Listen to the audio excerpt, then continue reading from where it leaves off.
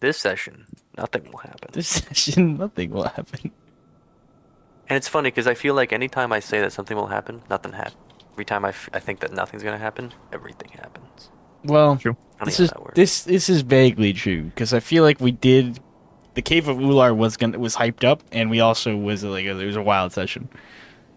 All right, so last session, Pierre was healed from his strange wound by the mystical arts of the Kahina, and Roke learned more about this either magic sword or mental illness. Um, Hop on for it. and the party spoke to the Dahial Kahina, the High Elder's personal Kahina, and learned that she has discovered that the gods intend for the next step in their quest to become Westerlings is to bid farewell to the High Elder and all of Alraab and to make way to the Dried Oasis that lies in what they call the center of the Westerlands. And so The heart of the desert. the party spent some time gathering supplies. They got their camels back and have just left the capital city. Believe the journey is supposed to take 5 to 7 days. And I forget, did we ended with everybody? Did we end with everybody rolling Yeah, Yes. we did. camel ride? That's what I remember. Yep. And Bean got Yeah. like an 8 of success, so maybe 9. I forget. I got a 9. Yeah, the success of 9. I wrote my success of 5. god of camels. It should be written like we wrote everything. I remember I wrote it. Oh, here it is. Yeah, it's in general. Graham got a success of 1, Tree got a success of 5, Pierre 6 of 5, Roke Nope. success of 9, and June. Mine was success of 6. I 2. misspoke. I think I wrote that afterwards. Okay. But I don't know what difference it makes. None. It's all vibes How here. much more you have riding your camel? Basically, since everybody succeeded, that's what I'm going off of. Is if everyone succeeds, then the whole pack will move faster. Yeah, I figured. But if one person fails, then they're like falling behind. But what if someone succeeds so good they can like pull someone else faster? Maybe if everybody You roll a does. 3. Maybe if everybody does more than a success of 4 or something like that, that could warrant being like really, really quick. So let me remind myself. Yeah, it's about it's the 14th hour of the 4th of September. Back home in the east, things are starting to slowly get colder as the summer ends. Over here, though, the heat is constant and oppressive. I think what's important to outline to me is how the party intends to travel. What time of day? When will they sleep, and how long will they sleep? And things like who will be. Is anybody like watching guard? What is your system for that? Ideally, we sleep during like midday when it's the hottest. Yeah. So like, The issue is getting your sleep schedule and adherence with that. yeah. Yeah. We'll just take naps. Well, no, I'm not certain. Running 5 days on naps is a good idea. Become Italian grandfather and always take naps between 11 a.m. and 1 p.m. And I that's have it, 3 an hours a alarm. day. Your fucking camels would die. Those poor things. Oh wait, Yeah. that's right. Olives. But so, I guess in general, you guys are going to try and go to bed as early as possible and wake up as early as possible, as to try to slowly shift your sleep schedule so that you don't lose too much sleep, but you travel in the night for as long as possible. Yeah. Yeah. Okay. Let's do our first day of travel. Wait, I have a question. Does it really make a huge difference if we're on the camels? Because I mean, Not particularly. It's more like how the water consumption. You know? yeah, gotcha. Okay. Unless our camels are enchanted to lower our heat, I think. Oh, like how much water and food you consume? Oh, yeah, no. all the camels are magical. Yep. My magic pack of camels. The camels are all they all have aircon. You wouldn't get it. We've installed an air conditioning system into their sides. They are a magical creature. So, They are sacred. He's riding the sacred yeah, beast. yeah. You guys, probably travels out into the desert, on camelback and has a, successful first day of travel. It seems that you guys have made significant distance. Roke is using a map given to you that identifies where the Dried Oasis is in relation to Alraab, and is using actually Roke roll cartography to Uh-oh. keep track of where you Where? are in the desert. Rolls a 7 far away. Get lost. Oh, can't wait for gonna get lost. Oh no, we're not gonna get lost. That's a 4. What? Oh, so that's a 4. Not a 4. Okay. Like, it's not that crazy. Everyone was like, Why are you I thought they said a 4. Gasped so loud that it cut out. Yeah, so Roke marks down where you guys are in relation to Alraab, using his knowledge of cartography and maps, and like his knowledge of like the positioning of stars and the sun. And how are you guys? What is your system for keeping watch at the night, if there is any? I have faith in the God Emperor. I don't think we need to take night watches. Also, no one's out here. That was yeah, that was serious. No one's out here. There's literally nothing here. We could be faster if we don't take watches, probably. Yeah, less sleep. Or less Yeah, time actually needed. do all have combat reflexes. I don't. I don't, but I've And you know what? I'm proud of the two of you. Where is your sword? Don't need it. Okay, yeah. So you guys make camp as early as you can, like reasonably hope to fall asleep. Oh, again, as Tariq does every night before we fall asleep in the desert, Tariq remembers to say, anyone has a dream of Ular again with the iron mask, or anyone has any desires to walk alone into the desert, don't do that. Wake someone else up. All right. Jack, I'll try my best. Yes, Ivan. may I meditate before going to sleep? Yes. What would you like to focus on? I want to focus on Flay's teachings. On Flay's teachings. Right. Yeah. Of course. Flay's Yeah. teachings. What are the... yeah, roll meditation. Wonderful. Gonna fail again. Oh my fuck! Wait, I don't have my character sheet open. Wait, never mind. My computer open. I can open it on here. 1 second. Why did it open? Oh my god! Hatred. Pop it open for you. Yeah, please. Are you using Are The- you using a Google Sheet? The classic No. Ivan conundrum of asking to do something and not knowing how to do it. Sorry. I'm sorry. I kind of yeah. It's a failure of 2. God damn it! It's always when I want to that I fail. Anyways, I can't concentrate. Meditation is a hard difficulty skill. I didn't know that. Yeah, it's an annoying skill to level up. I guess it's hard to meditate. Its uses Hard in practice. GURPS are like more for like gathering your chi back, so that's why it's hard. Okay.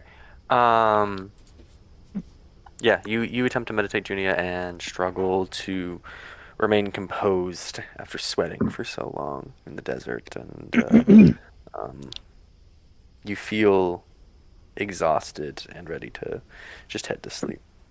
And so, before the sun has even set, you all crawl into your tents, and try to catch some sleep.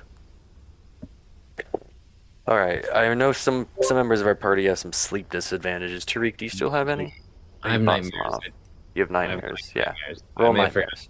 may have forgotten to mention that. I shall roll. Am I on an insomnia episode? As I was about to do, but we'll handle Tariq first. Okay. 7, success of 5, or just You I do think not suffer just nightmares. yeah. Very I nice. trying to roll an 18 on both. All right. Roll ready. nightmares, Roke. You do not 7. suffer nightmares. Roll HT -1. Roll HT -1. Oh, I got a 7. It was a success of 3. No, that was for nightmares. Oh. This is for whether or not you die. That's a failure of 4. Rook, you lie awake and feel yourself struggling to, or find yourself struggling to find sleep. You hear all of the other tents around you fall silent within an hour, as all the other party members find sleep rather quickly after such a long day of journey in the hot sun. And you,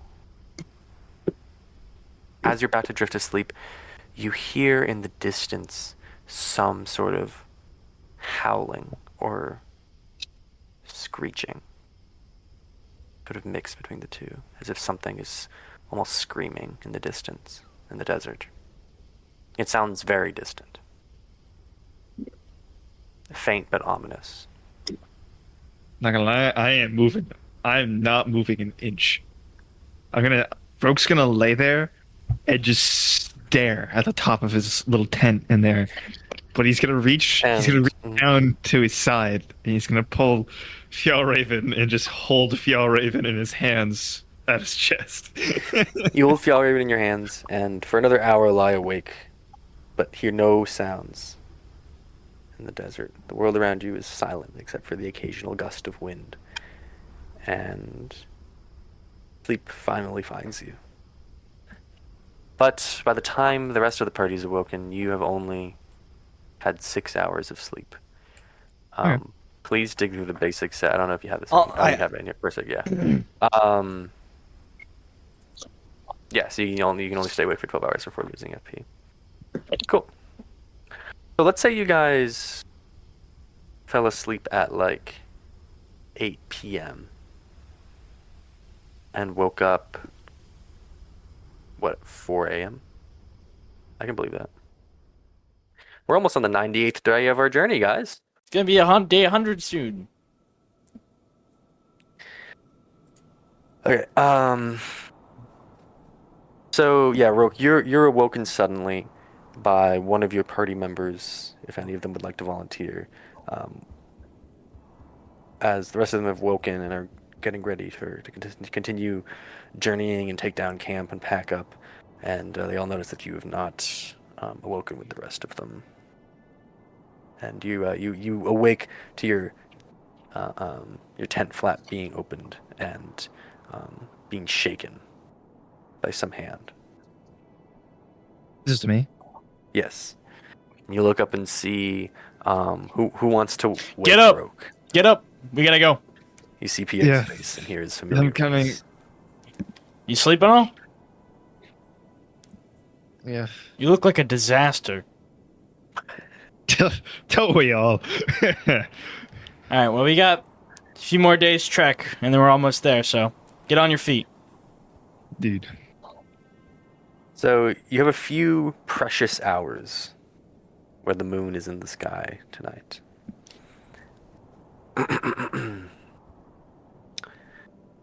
Let's do another day of traveling. Roll!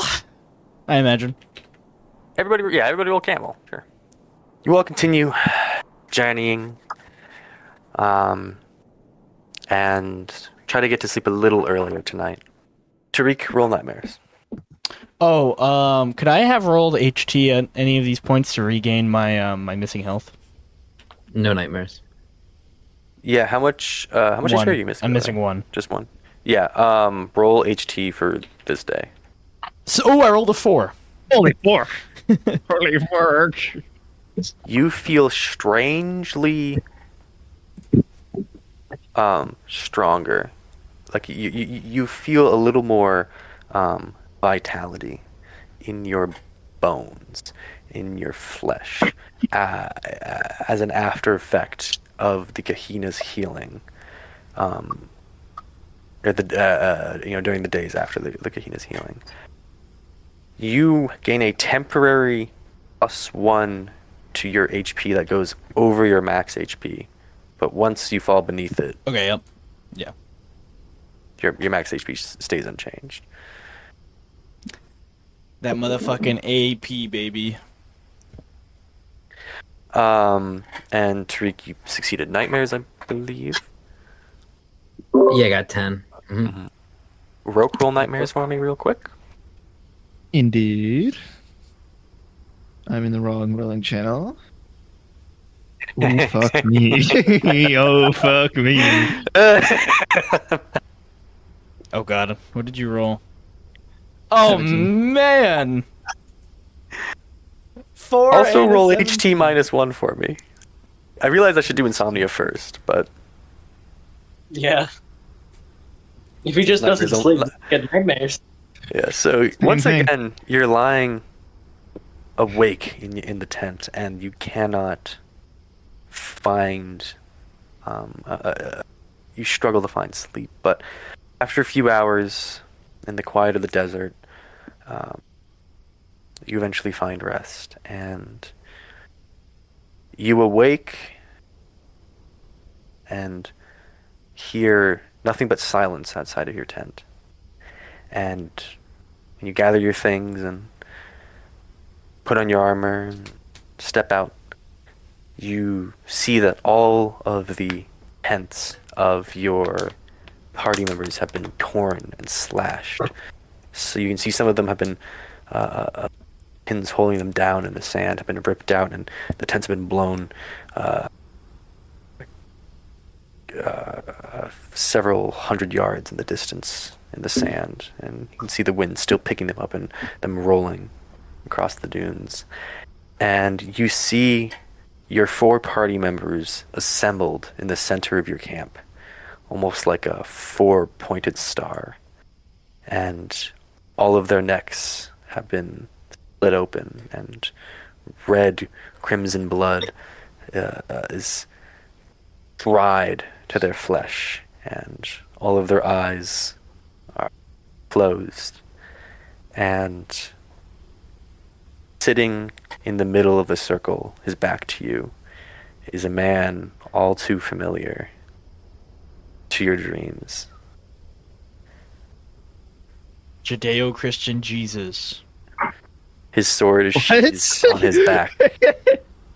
His sword is sheathed on his back, and he sits motionless.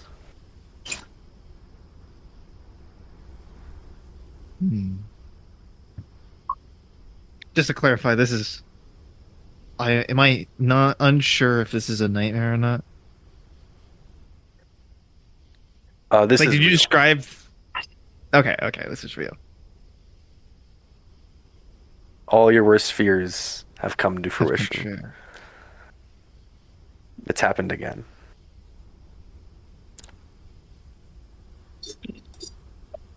I'm gonna quickly and angrily fast draw Fjallraven. Can I roll fast draw with a negative modifier? First, roll a fright check. Okay. 9. You pass. Roll fast draw -1. I believe success of 2. You rip Fjallraven out of his sheath in an instant. I will. Now, He's turned away from me. his back is to you. He's sitting in the center of this little star he's made out of the corpses of your party members.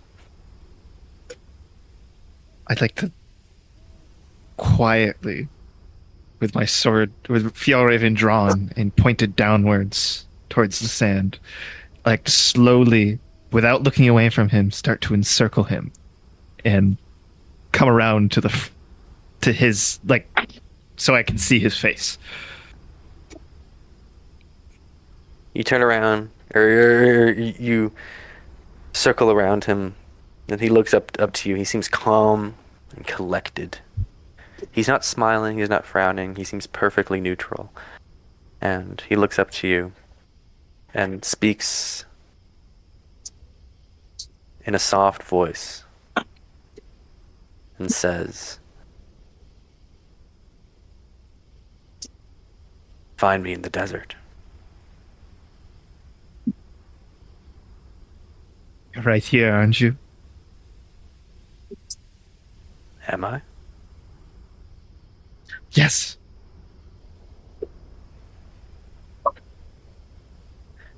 Find me, Roke. I'm waiting for you. And a gust of wind pounds against your side, almost knocking you over. You have to shift your legs and resist it. And you look up and you see he's turned to sand being blown into the wind. And you awake suddenly gasping, your body covered in sweat, shaking, your hands shaking. You see Fjallraven's been thrown across the tent to the other side and has actually poked a hole through the fabric of your tent and is sticking out.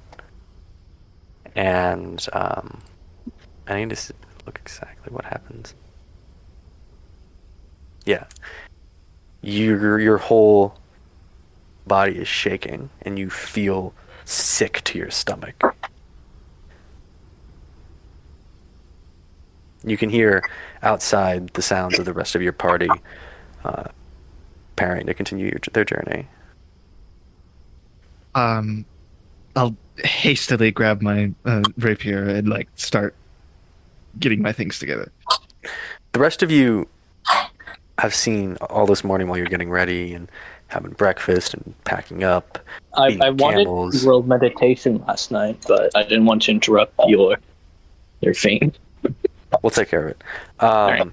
You see, this whole morning you've seen the blade of Roke's rapier sticking out of his tent, and you see that it's been stabbed through the fabric of his tent. And you see him emerge, and he's shaking and sweating, and his eyes seem sagged and alert.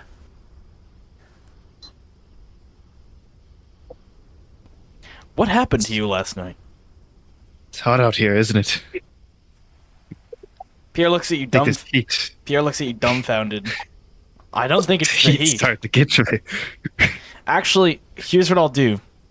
You know what's actually funny? Heat does give you nightmares. Yeah, Tariq is gonna say. But that's not a reason for it, but heat does give you nightmares. Jack, could I roll diagnosis and/or psychology on Roke to figure out if this is heat stroke or if it's something else?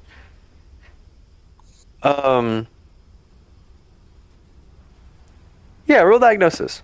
Okay. And would Tariq be able to tell at all? Because Tariq's presumably seeing people have heat stroke a bunch. Well, Pierre, Rolled a 7 out of 16, so a success of 11. Never mind. Yeah, we'll just have What? Pierre handle it. You mean success of 9? Oh shit, you're Big right. success. Yep. Can't do math.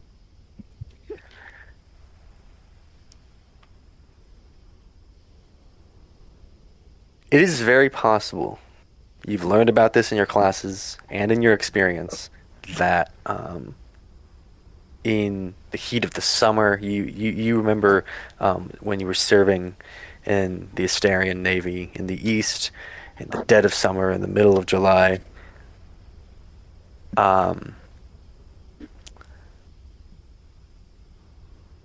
of your crewmates struggling to find sleep and having visions in the night that felt just as real as anything. And you remember one of your crewmates being struggling to find sleep for so long and having terrible, very visceral nightmares for so long that he was driven to madness and threw himself overboard and was lost to the sea in the middle of the night. And it's very possible that a similar thing is happening to Roke right now, especially in these conditions in the Westerlands. I'm gonna kind of look closely to Roke and kind of examine their eyes and see. Let me ask them, how long did you sleep last night? How long did I sleep last night, Jack? I failed mines. So 6 hours? You slept for 6 hours, but what the time that you slept was very terrible. You did not recover much strength or energy. I'm so sorry, guys. You do not recover much strength or energy during the time in which you slept. Roke's kind of like start rubbing his head, like, kind of painfully, just be like, it felt like nothing. Do you think you can move today? Maybe. Yes. Okay. I should be able to. Has Roke picked up Fjallraven yet? Yeah, I got all my stuff together. Okay. Yeah. Except for like my tent, because like I'm assuming that most of our tents are still deployed and we haven't picked up camp yet. Well, if you feel faint at all today, you need to let me know immediately. He'll nod along and start walking off to. I want to walk up to walk up to Roke and tap him on his back and say, "What's that poor sword say to you to be from like that?" What'd you say? Your sword was inside your tent. What poor thing did it say this time to be from like that? I think it made some kind of mean comment about my mother. Seems well Next deserved. time it'll be snapped in half. Right? He'll chuckle along with you. It'd do a world of good to not have that thing anymore. My dinner has just been made, so I'm gonna write down the time of day, and then I'll be right back with some food. Take your time. I'm gonna check to see if my dinner is ready. I'm gonna get a bowl of cereal. I'm gonna sit here and stare directly into my LCD monitor. I'm finishing up my food right now, so. July, July, July. It never felt so strange. July, July, July. It never felt so. Man, that shit just hurts. What? You're singing. I know. I was trying to be a little shithead about it. Psychological attack. Yeah, I muted my computer. That shit was that shit was magic damage. That was... Psychic damage. Yeah. Oh shit. I will be back hopefully soon. Let me check if my neighbor has arrived yet, because we got a letter that's made for him. What? No, he's not. Damn it. The post gave us like 4 letters that are like really important that aren't meant for us. But I know he has a camera, so if I just walk up to his doorstep and like put the letters inside of his mailbox, I feel like I'm just gonna get flagged as someone who's trying to steal. So I'm waiting for him to get home so I can actually bring it to him. It's valid. And if they're important, that's also just like the safer decision. Yeah, I know. Yeah, they're all taxes and union stuff. So I don't want anyone to just like grab them. but I think he's on vacation right now. I don't remember the last time I saw his car. Honestly, kind of good that I got delivered to you then. Me Yes, win. Wilson. Me win. Me win. Low poly Hyrule Castle wall. Me win. Low poly Hyrule Castle wall. That's so cool. Me It's win. awesome. What is this? Me win. This is no clip. Me win. No no low poly Hyrule Castle wall. Me would know. I mean, you're supposed to see it from here, so I guess I don't even fucking. I guess this is the only angle you could realistically see it in, because you could be up here. Yeah, it's pretty far away. Made a mistake while making my pizza. I forgot to let. I forgot to put it out. To put the. What's the word in English? The pan? No. The The what? pulp. The The pulp? name in. PATA is the name in French, but it's like The wooden What board? is it? Is it a spice? Is it a board? Is it a cutter? no, Is it a it's cheese? what you put ingredients on. Cutting board. The dough. That's it. The dough. I forgot to put the dough Oh. out because it was. I put it in the freezer. I totally forgot to put it out earlier, so now it's very mid quality, but it's fine. Mid quality. Who messaged me? Oh, room meditation. Yes, I saw Vic.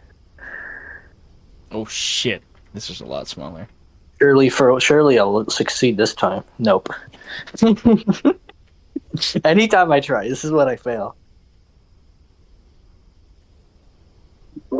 I love Hyrule Castle so much. What a great map. Mm-hmm. Were you any of you guys good? The big Smash Bros. I Kids. was Yeah. really into Smash Bros. When I was young. I still kind of am. I won a. Me and my I brother won- used to make this I sometimes. won a college tourney. That's where I got my ocarina from. That's really cool. I didn't know that. Yeah. Oh, wait, which game do you win it for? I won an ultimate, Smash Ultimate. Very cool. I don't think Discord's picking up, but it's an ocarina. No, it's not. But it's it's very cool though. Yeah, I was actually on shift when it happened. I was working public safety, and one of the RAs was like, "Yo, man, do you wanna? We don't have a lot of people coming to the tourney. You wanna come to the tourney?" I was like, "Yeah, sure." I fought 4 people, and I beat every single one of them. They sucked ass. Good job. There was one guy who was okay at playing Luigi, but I know when you main Luigi, you're usually not in a good corner. So Okay, but Luigi's the goat. maybe in melee, but not in ultimate. Yeah, in melee, yeah. Like if you main Luigi in melee, I'm kind of scared of you because there's like some You're weird. cool. You're There's cool if some you main there's some really Luigi. weird fucking Luigi mains out there, but this is not one of them. July. I'm a big. I wanna get into playing melee more. I never really got good at it. Never mastered like the tech, but Everybody Grand Norse is back. but yeah, I really liked. I've been like watching melee since I was little.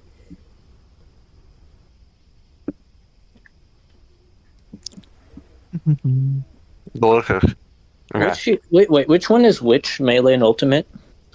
Melee is the second one they made. It came out in 2001. It's for the Okay. GameCube. Ultimate is the newest game. That's the one with Minecraft Steve and all that shit. Oh, okay, yeah, I see. I think you know how I feel about the games. No, I actually do like Ultimate, but I love Melee. Brawl is a fan I favorite played the of one mine. on the Wii. That's the Super Yeah, Smash Bros. I played. It was good. That's Brawl. Brawl's really good. The campaign's awesome. Yes, Hmm. I love Brawl casually, competitively. Yeah, don't Obviously, it play sucks. Brawl for competitiveness, Obviously, yeah. but it's a great like fun hang with the boys, play the campaign, hang with the boys. Only hang with the boys. Holy shit, the water on this map looks great. Everyone roll camel riding. Camel riding. All right, we're only for 814 or less. What? Can't wait to roll a four. God damn it! Failure of 1. I rolled a 15. Success of 7? Success of No, success of 9. 9. Success of 4. like 5. Success of like 5. You failed that shit? What'd you roll? 15. 15. Tough. What's your default? Default 8.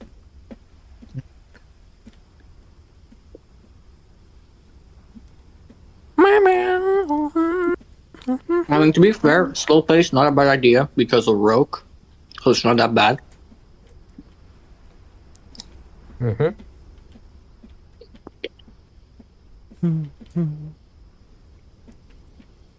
All right. It's now nighttime after a day of camel riding. Roll meditation, Junia, if you wish. Yes. I will get at least one successful meditation roll this session. Off camera, last night Junia failed another meditation roll. Four! struggling. Yeah! What? I rolled a 4. God damn it! Ah, fuck. Rough day for the GM, man. Yeah, lots of 4s. Hey, Sitting here trying to I'm fucking gonna eat my get- snack. Me when I have to do my I'm fucking gonna job. be. I Jack, see you the can do exact everyone same else thing first, it's again. fine. Hey, I'm gonna be right back. Hold up. 3 minutes. Okay. Beats Bye. They're dead. Reduced to atoms. Sorry, I don't know why I found that so funny. So,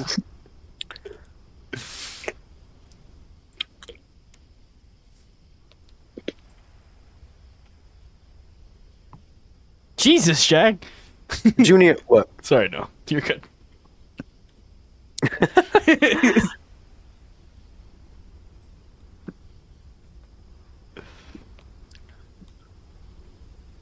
Sorry, I'm getting texts. I need to respond to 'em. No worries. I'm eating my food, so I'm a happy man right now. They're from me. I'm texting. Victoria asked if I'm winning Gurps, and I said no. Definitely not. Do you guys, The GM is losing today. Victoria said hi. do you guys remember Big Mouth Galaxy? What a good I one. may be losing this battle, but I will win the war, Ivan. Yeah, probably. You've Yes, already I won, control- to be honest. We've I already control the won. rules by which it happens. Did you say Big Mouth Galaxy? Yeah, you guys remember Big Mouth Galaxy? Sorry. You try to focus before you head into bed in your tent in the silence, and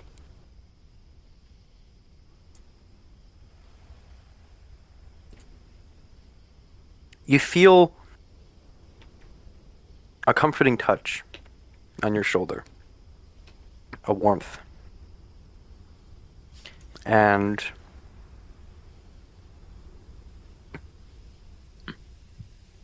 without opening your eyes, you know that if you open your eyes, it will be gone. But in this moment, you feel deeply connected to the spirits of those you've lost in your past. Your parents, your later father figure in Haven, and even to some sense, your newfound close friend Flay. And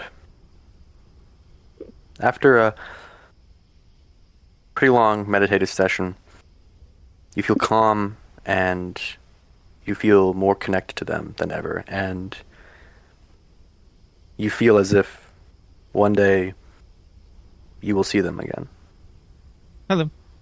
And you find rest very quickly, and you have a deep, peaceful, dreamless sleep.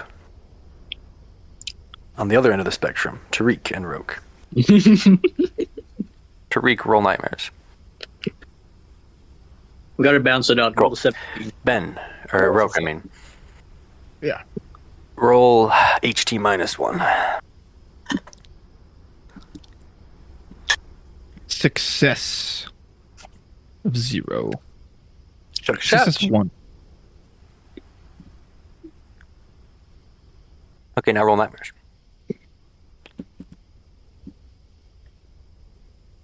Success. Alright, so long as we don't fail the camel rolls, we'll get good timing. I went outside to see if I could see the northern lights, but I couldn't. It's too cloudy. Yeah, I tried that yesterday too. It made me sad. I'm checking in later. You got a success for nightmares? Yeah. I went out to see if I could see the New Jersey lights. And And you got shot. Yeah, I fucking died. Sorry, Jack. Try my best here. Sleep comes to you quickly, Roke. And almost easily. In fact, you are the first one out of your party of 5 to find sleep after 2 almost restless nights. Yes.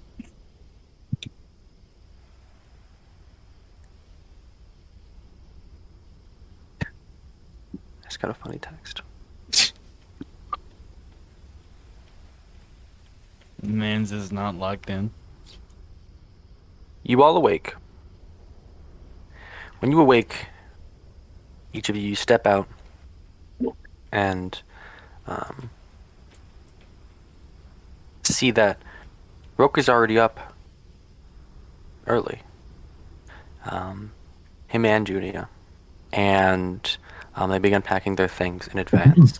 And Junia, you notice something as you're packing. And you stop and you alert the rest of the party. You see a pair of footsteps tracing through your camp. And you see what seems to be a set of camel footprints leading away from your camp. Uh-oh.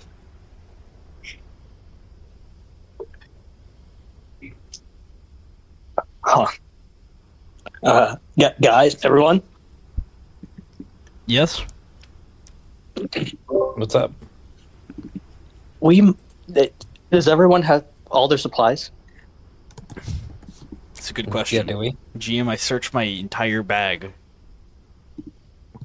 Jim, All of your I personal see if supplies. there's actually 5 camels. There are 5 camels. Okay. All of your personal supplies are there. The Pierre. We're all here. Actually, Roke.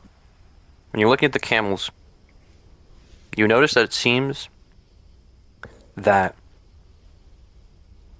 there seem to be fewer Camels. bags attached to them. Can I? It seems that a significant portion of your water supply is missing. Oh my fucking god. Fuck. We're never gonna find out what that was. We just magically lost water. I'm calling it now. Unless we chase it down, but that's a terrible idea. Yeah, probably not a good idea. Go on a though. detour. Go find out who stole our water. Figure out Getting horribly lost tracking these footsteps. Figure out it was just another camel who stole our water. Really thirsty camel. He's got 2 front human feet and 2 back camel feet. It's funny. He has 'cause my dad actually- extra legs that extend out so he can pretend to be a human. Yeah, it's funny because in Tariq's backstory, it actually says to gather water at night because it won't disappear on you. Uh-oh. That didn't happen. Shit. Well, yeah, we're fucked. How much? Did we bring extra water, or was it like just enough? I guess we could always Like, let how our much is actually missing? Yeah, I guess we should figure. Yeah, there's a lot of water that we brought, and a good portion of it You was for the guys brought camels. enough water for 14 days.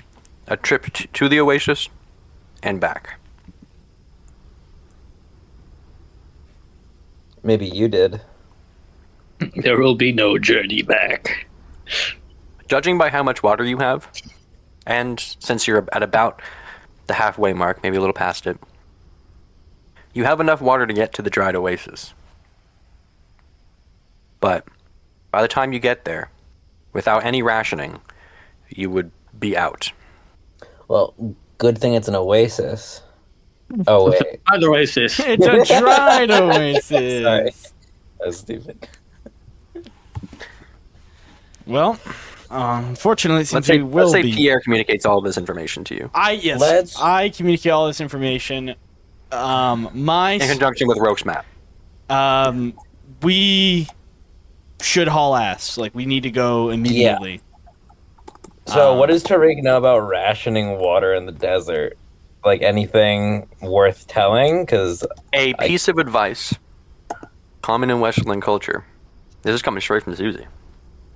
Nice. It is more important to drink what water you have than to overly ration it. yeah, Too many Westerlings die in the desert rationing their water. yeah, They die of dehydration with full bottles of water on their person.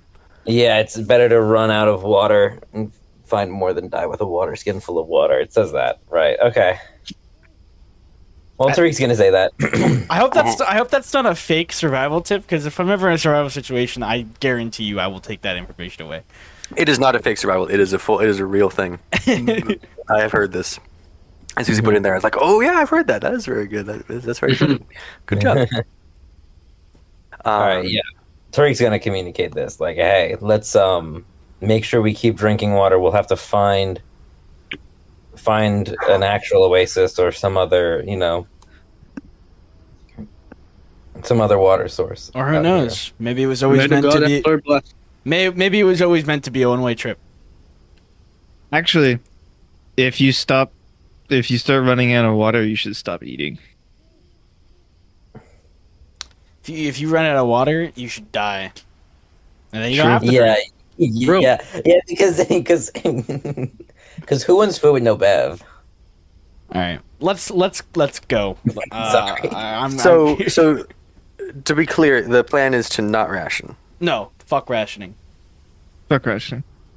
Okay. What the fuck has the God Emperor been drinking for the last 3 billion years, huh?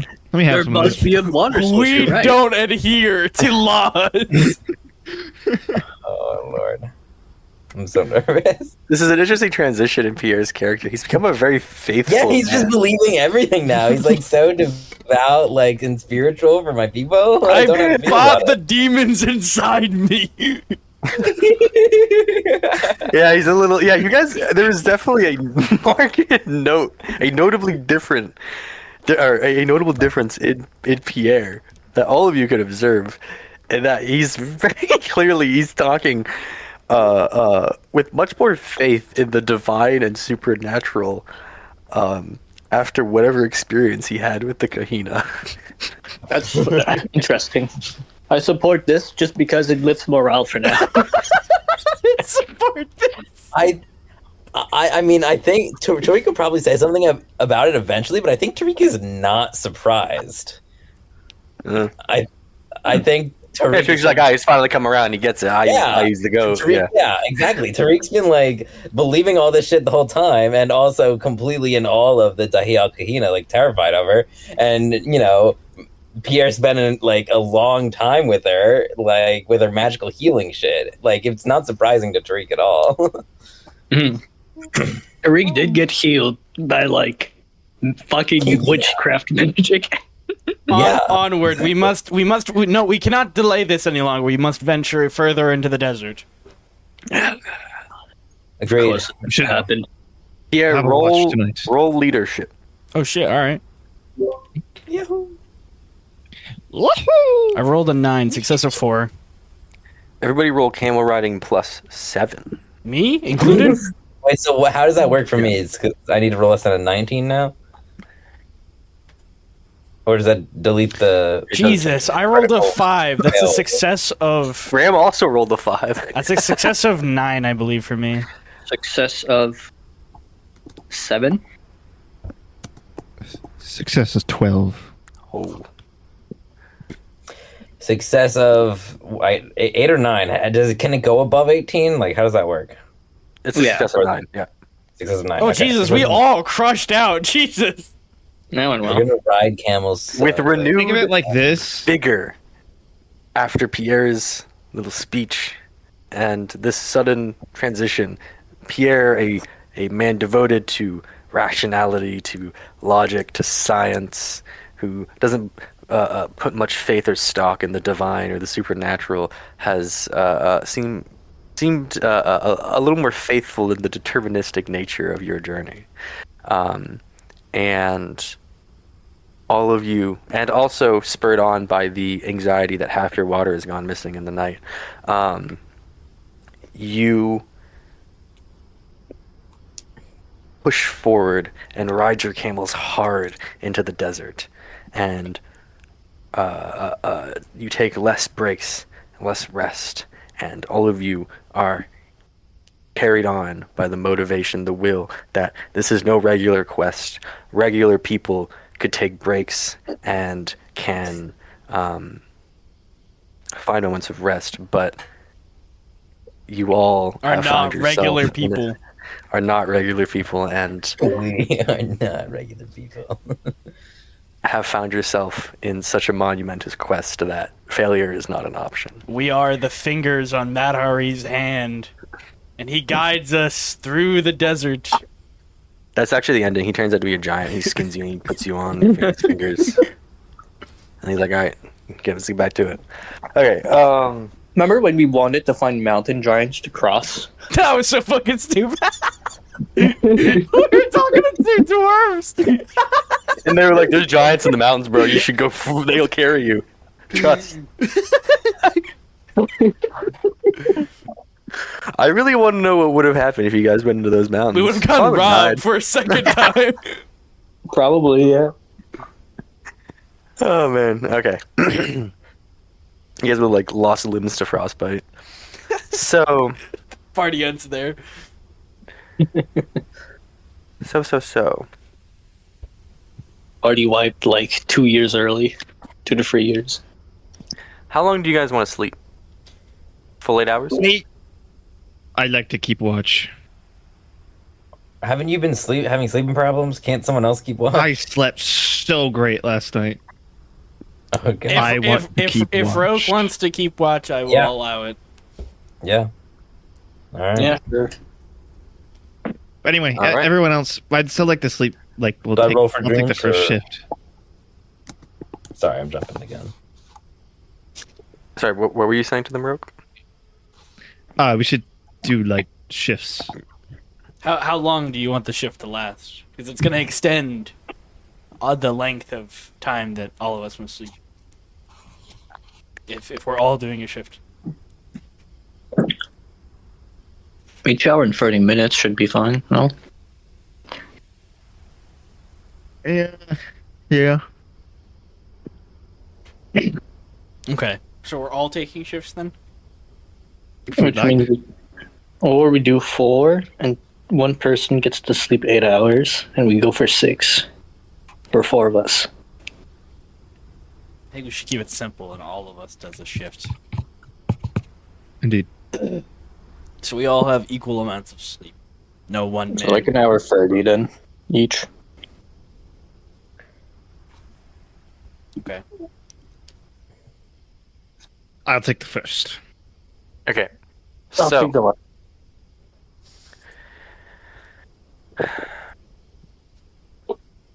Roke sits. You guys build your camp, have dinner, and sit. And Roke sits and watches the sunset over the dunes. And keeps a close eye over the camp. I'd like to say that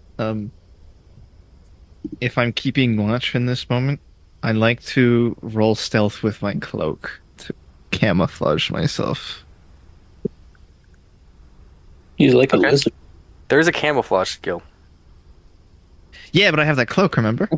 Yes. Are you getting me? You will roll camouflage, but you will get a big bonus from the cloak. Okay, what's... Camouflage. I'm not Yeah, I'm not sure though. Let me just add it. Good question. Camouflage. My I'm computer. realizing apparently I don't know how to spell camouflage. I thought camouflage was a otherworldly skill. It's not. No. Its ability to use natural materials, special fabrics, and paints, etc. to hide yourself, your position, or your equipment. Okay. It is IQ I think -4. you're thinking of the advantage, not the skill. Can you repeat yourself? So roll camouflage +6. Can you repeat what your The default is IQ -4. IQ It is an IQ easy or easy average? skill. It's easy. Yeah. Okay. And yeah, roll camouflage +6. And then I will take +6. Yeah, that's chameleon. Yeah, you're thinking of chameleon as the Gurps advantage. That is outerworldly. Okay, yeah. Okay, so I'm rolling for 13. That's not it. I got a 13. Got a 13.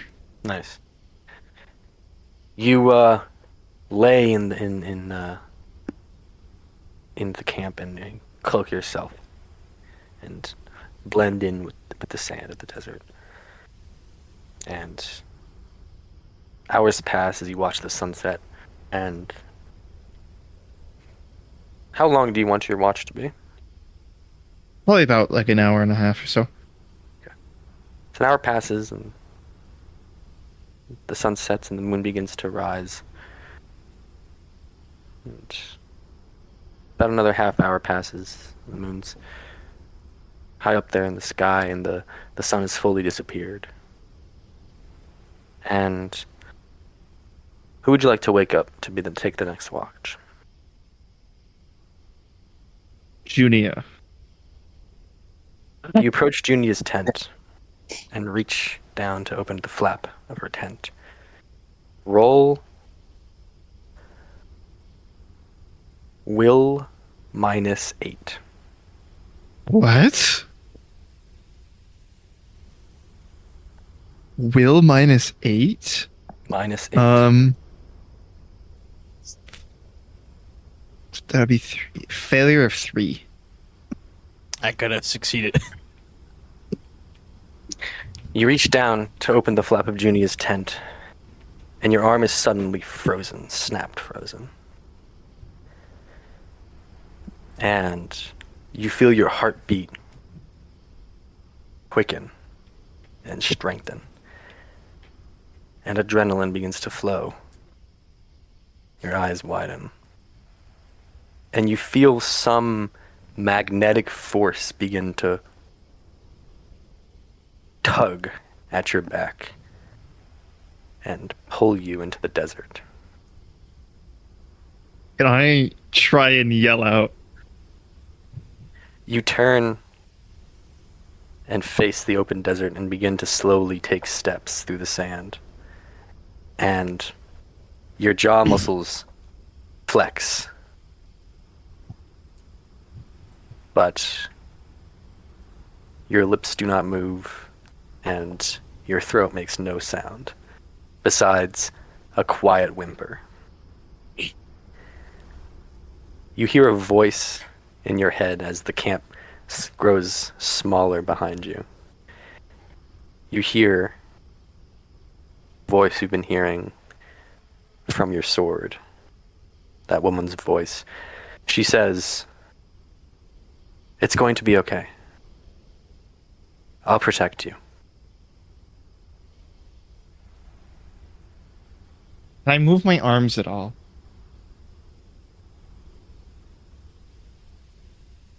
What do you want to do? I'd like to try and unsheath Fjallraven and cut a gash in my hand.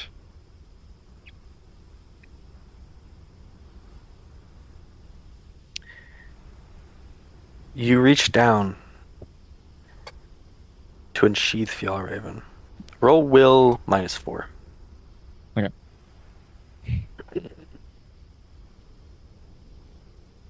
Success of 1. You reach down and unsheath Fjallraven and bring it down upon your hand.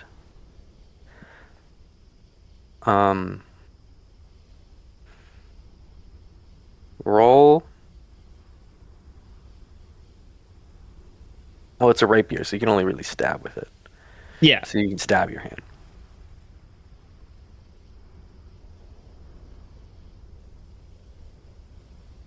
Say you take 1 damage. Okay. So you plunge the tip of Fjallraven into your hand, your legs still moving without you commanding them to do so.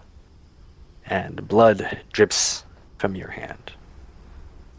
I like to squeeze my hand and just hold it down next to me.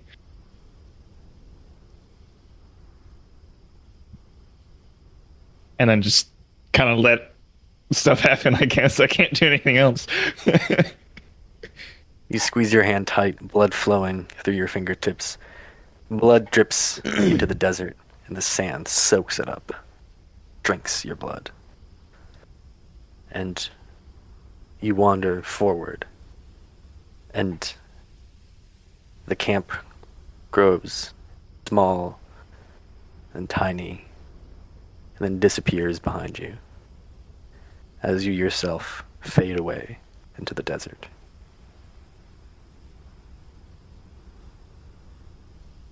Is there anything that's coming into view in front of me? Or is it just like an endless wasteland? Great. Okay, guys, see ya. Yeah, wait. So when Tariq, roll IQ +6. Me or Tariq? Tariq.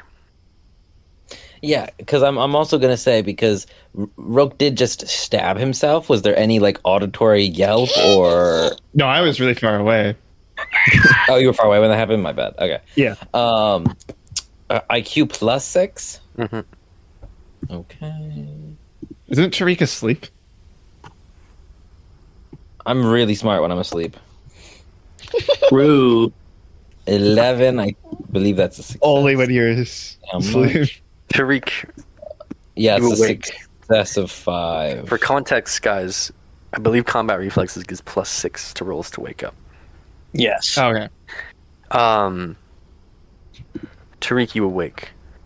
Mm-hmm. You're not sure why, but you feel as if something is off. I draw my blade and I leave my tent. Do I see? Is anyone on guard or is anyone on watch?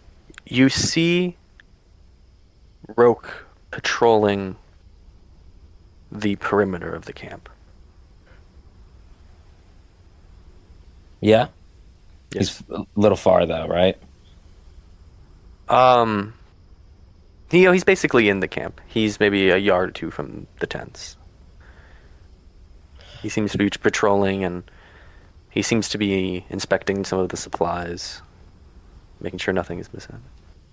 I'll walk over to Roke. I'll give not a shout. Yeah, you know what I will. I'll give a little shout as I walk over to him. Be like, Roke, is everything all right?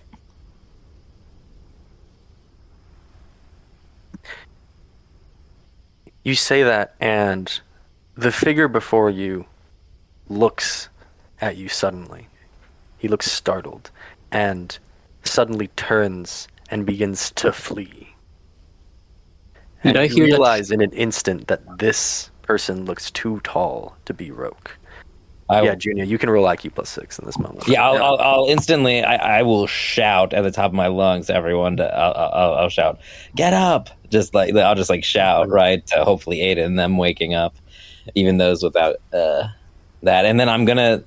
Yeah, so you actually, Junior, roll IQ +10, and Pierre roll IQ +4. Oh And God! Graham will also roll IQ There's +4. like- Does Graham not I have? forget the Graham's name. Does Graham not have? He also has combat because you're right. Well- IQ +10. I succeed. So you said he started running on foot, right? Yes, and you can see in the distance there is a 6th camel waiting for him. Let's get his ass. How I don't know if this is so. I mean, I assume Tariq's been in the desert much more than anyone else. Does Tariq think that it's reasonable for any of us to catch this person before he gets to his camel, or should we get on our camels? Is that Jack. something Tariq would be able to gauge? He is far away enough that, I mean, you're the only one that realistically stands a chance.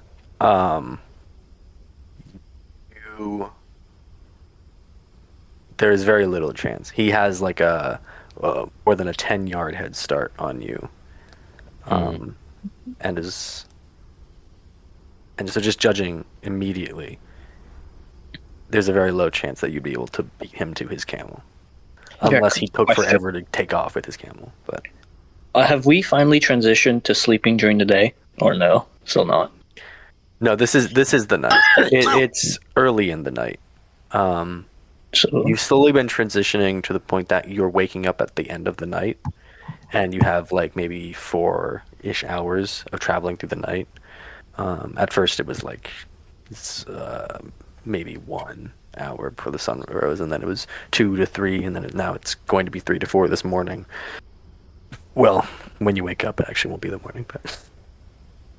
So yeah, Tariq, you hear commotion in the tents all around you as you yell, "Get up!" What are you going to do, Tariq? After you've yelled out.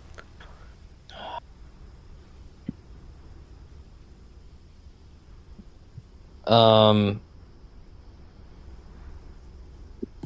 thinking. So he was by the supplies. Yeah, he was looking at the supplies attached to your camels. Hey, can I suggest something or ask something? Is sprinting something that Tariq could do? I don't know what that is. So I looked it Never up heard because of I was curious, because like, I wonder if sprinting is a skill, but it's not.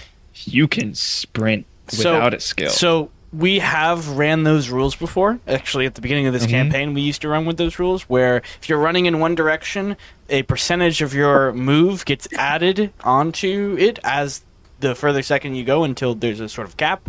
We don't play with that. It's a bit overly complicated. Your move is how fast you can go in a second. Yeah, I'm just gonna go by basic move because even if we did the rules did that rule, Tariq could sprint, but so could the other guy. So it's like but Tariq is Tariq's gonna think about this because camels are really fast at traveling the desert because they can travel constantly at a steady pace. It's not like their movement speed is faster than a human sprinting, I feel like, right? So I feel like even if he does get to his camel... Jack. This is just stuff that I don't know the camel's top speed is 40 miles per hour. Holy Jack. Important question. Yeah, but that's a short distance speed. They are not long-term sprinters. Right. So are you saying that in the long run you could catch up to the camel if you stay on foot? Yes, humans. Yes, in the long run you could, but this would take you a while. This would be a many hours. Yeah, trip, right. if not. I was gonna say humans persistence hunted camels, and then I was like, oh wait, that took hours. Okay. Question. So I wake up relatively quickly, right? Once he yells. What are the chances? How is the moon out, especially? Because I could shoot him. First, you need to get out of your tent. Okay, well, I get out of my tent the moment I hear someone yell. Right. But I got to figure what Tariq's doing first. Yeah, okay. Well... I'll get to you. So... Tariq doesn't know if this is correct, but Tariq's going to shout back to everyone and just basically say what's going on. Say, I can't see Roke. I presume I can't see Roke, right?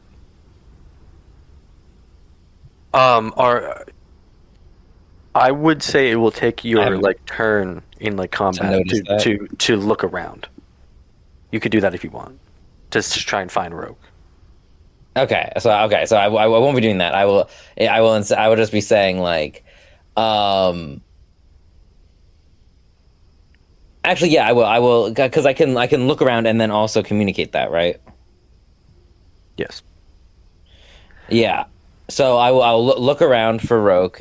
Roll perception. Okay. This is visual. I don't know if you have any modifiers. Great. Is it dark today? That's what I'm asking, if there's a moon or not. That will also affect the perception check. I'm going to say it is a almost full moon. The moon is quite bright. Okay. What's my perception? 10. Yeah, so I think I fail. I got a 13. Yeah, it's not gonna. So you notice that Roke, you cannot see Roke in the darkness, anywhere in the camp. Okay, but if I can't see Roke, I'm just gonna say that, right? Is that stupid or is that? No, yeah, you can say it. Yeah, I'm gonna say it's dark, but I can't see Roke. There's a someone. There was someone going through our supplies on the camels. I'm heading after him. I'm gonna shout that, and then I'm gonna head towards the camels. But I know that was my turn, so. Okay.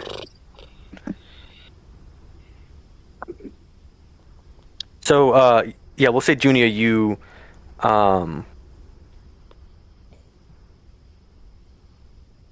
will spring out first due to your combat reflexes, and you're faster than Graham. You spring out of your tent immediately. Your bow in one hand and your quill in the other. And you see Roke standing, and then you look over and see somewhere between Tariq 15 standing? to 20 yards in the distance, some shadowy figure running towards a camel. I roll quick draw. Fast draw, I mean. Mm-hmm. Roll.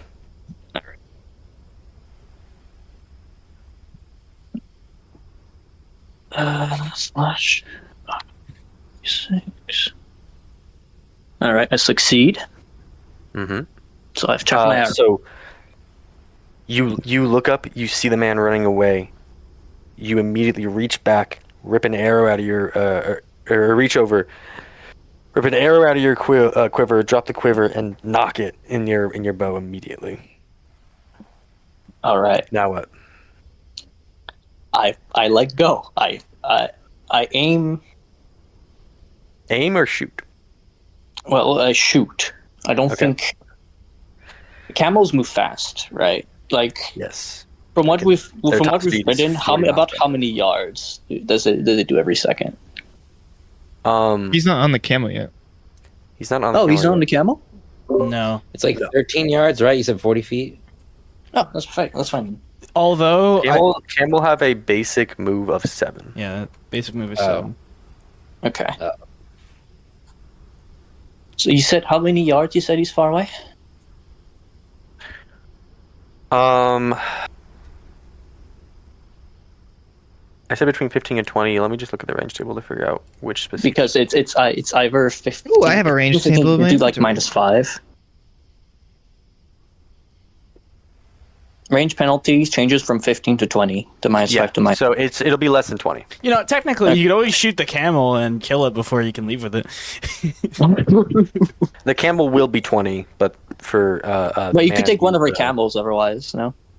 Even if he just hit the camel, it'll slow it down. We could catch him a lot faster. We kind of But need water. I don't know if he stole any. It's one size modifier. Oh, true. So it comes to the same. So the range table would 4 yards be -1 or -2? -1. Wait, let me check. No. Yeah, -1. It's like It'd be -2. Yeah, Might be -2. Okay. that's what I think. Right? 4 yards. Because it'd be more than 3, but less You know, than 4 yards 5. is -2. 4 yards is -2. Okay. I would argue The yard count there is like the. I've lowest. listed out the linear measurement in the range table based on our last precedent. All right. So actually, I'd also argue. yeah, we'll say the man is -5 and the camel is -6 to hit.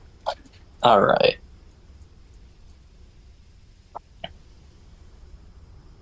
I'd argue that 4 yards would be incredibly hard to hit with a bow. You'd be like right there if you made any error. There's actually It's 12 feet away.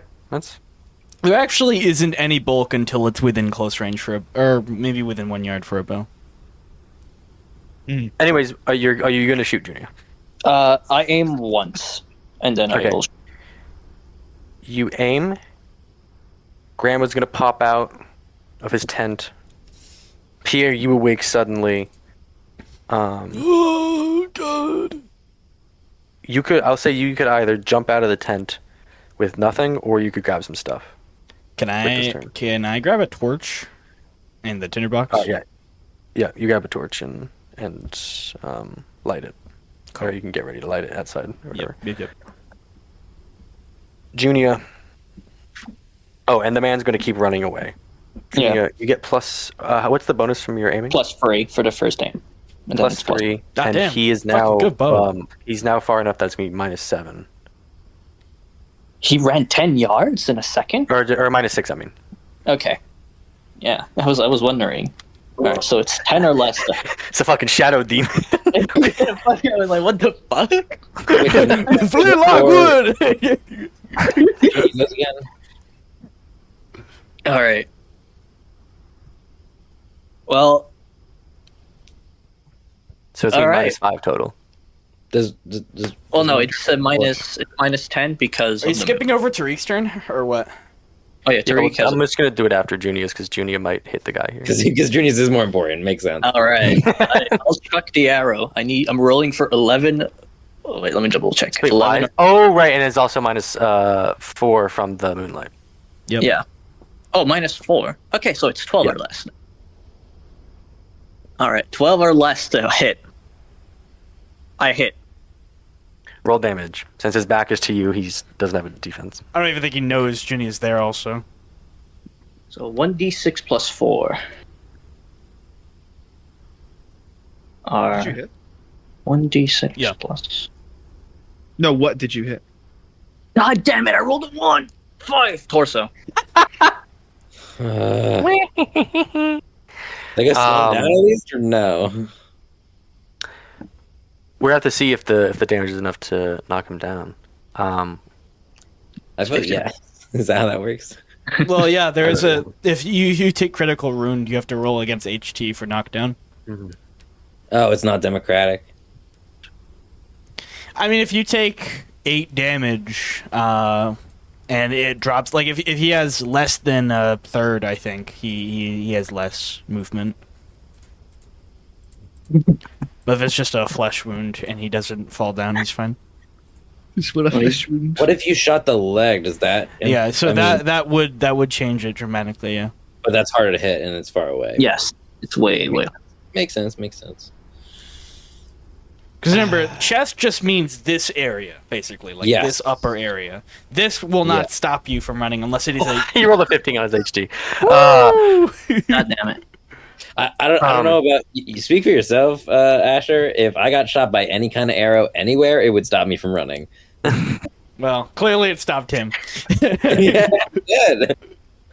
Yeah. You are so this shadowy black figure in the distance is running, and all of you are. Pierre, you just stepped out of the tent with this torch, and you look up, and you just hear a ring, the twang of the string being let go, and you guys see an arrow plunge out of Junia's bow and soar through the air, and you guys hear the impact of it striking into his back, and you hear the impact of him falling into the sand, and you hear a groan of pain.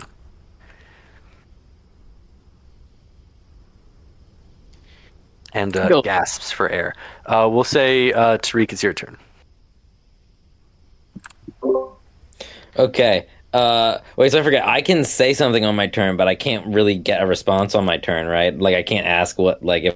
You got like Right. small conversations, but like you should limit to like probably no more than 2 or 3 sentences. Yeah, I'll say. Foot or camel? I'll shout to the others. On foot, rush him! Okay. And I rush them down. I Got him. Junior yells out when she sees her bow shot connected. Yeah, I rush him. I rush him down. I don't remember. I couldn't remember how close he was to his camel. I didn't know if he was going to get back up and on it immediately. Okay, so we're going to say, for simplicity's sake, he's 20 yards away. Okay. So Tariq, make your basic. What's your basic move? Let me double check. I think it is. It's definitely 5. It is 5. Yes, I couldn't remember. Basic speed is 5.5, but that's not what I was. Yeah. Yes, his basic move Okay. is 5. No one in this party has a basic speed of 6. Everyone's move is 5. Got it. Graham will also move 5 yards.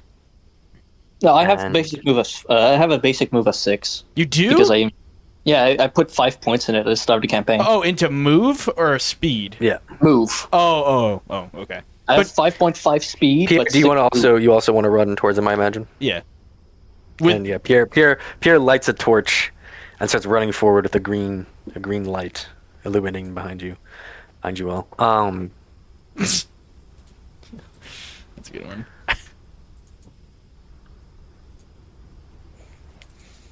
Okay.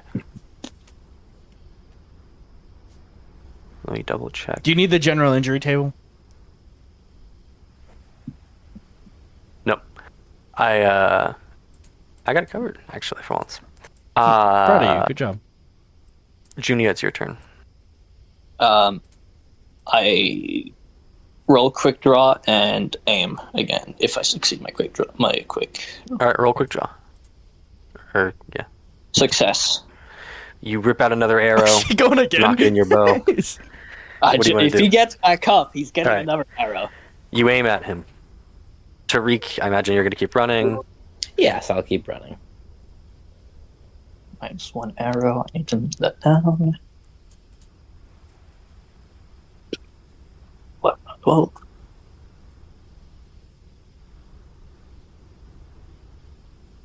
Can I take one step as well? Sure, All right. It does help with the modifiers. So. it does. You sneaky bastard.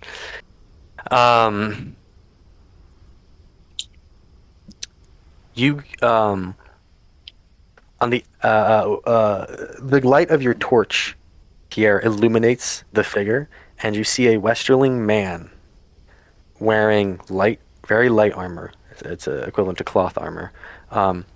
Get to his knees and begin to slowly stand. You see an arrow sticking out of his back and blood leaking out of the wound. Damn. I'll just scream, "Stop right there!"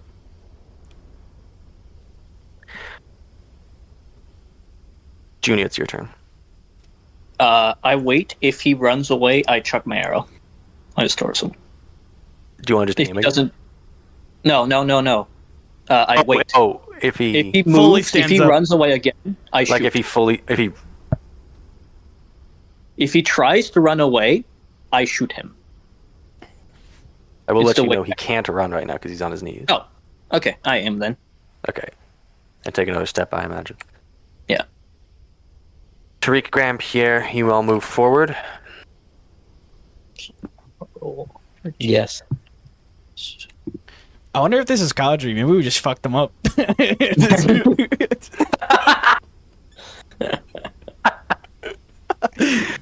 You all run forward, and you see you hear the shing of metal as a blade is unsheathed, and you can see a dagger. He rips a dagger out of a holster, like a little holster attached to his belt on his hip.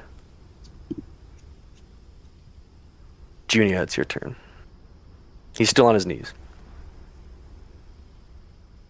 Another step and I aim still. All right. One more aim after that. You guys are 5 yards away. Wait. Tariq, what would you like to do?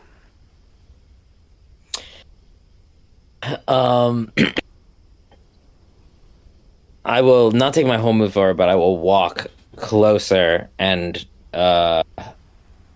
I guess ready is a thing, right? I can ready myself if he attacks, I can swing back, right? You're thinking of the wait maneuver. Wait, yes, I can wait myself. Mhm. And so if he attacks, I will swing, right? Yes, but and if you do that, I think you could take a step. You could take a step while waiting. Yeah. I can have combat tables as well. Yeah, I'll take a step closer while waiting. I actually don't know if you can take a step while waiting, but I'm just going to say you let me can. double Sure. check. Wait, it does not say any step. Okay. Where is my? I'm Gurp fine if you folder, do for this bro? combat. It's whatever. Okay, I will do that then. Graham is going to. Yeah. Can I say Sure. something to him as well? Yes. Yeah. So in Westerling, I will say, who are you? What do you want from us? What did you take? Graham is going to take Tariq's lead. Tariq has slowed down and is walking forward cautiously, and Graham follows his lead and is only going to take. He's going to take two. He's going to move 2 yards closer. Yeah. Pierre, it's your turn. I don't have my knife holstered on me or anything like that, right? No, you just have a torch. Okay, I'm just gonna stay the same distance as Graham and Tariq, and I'm gonna motion Graham to charge forward on his next turn. Okay. You guys hear metal plunge into flesh and a gurgling sound emanate from where he's kneeling. This is back. fucking kill Is himself. this back to us? His back is to you. Okay, yes. he just fucking offed himself. God damn it. Junia, it's your turn. Fuck. I failed.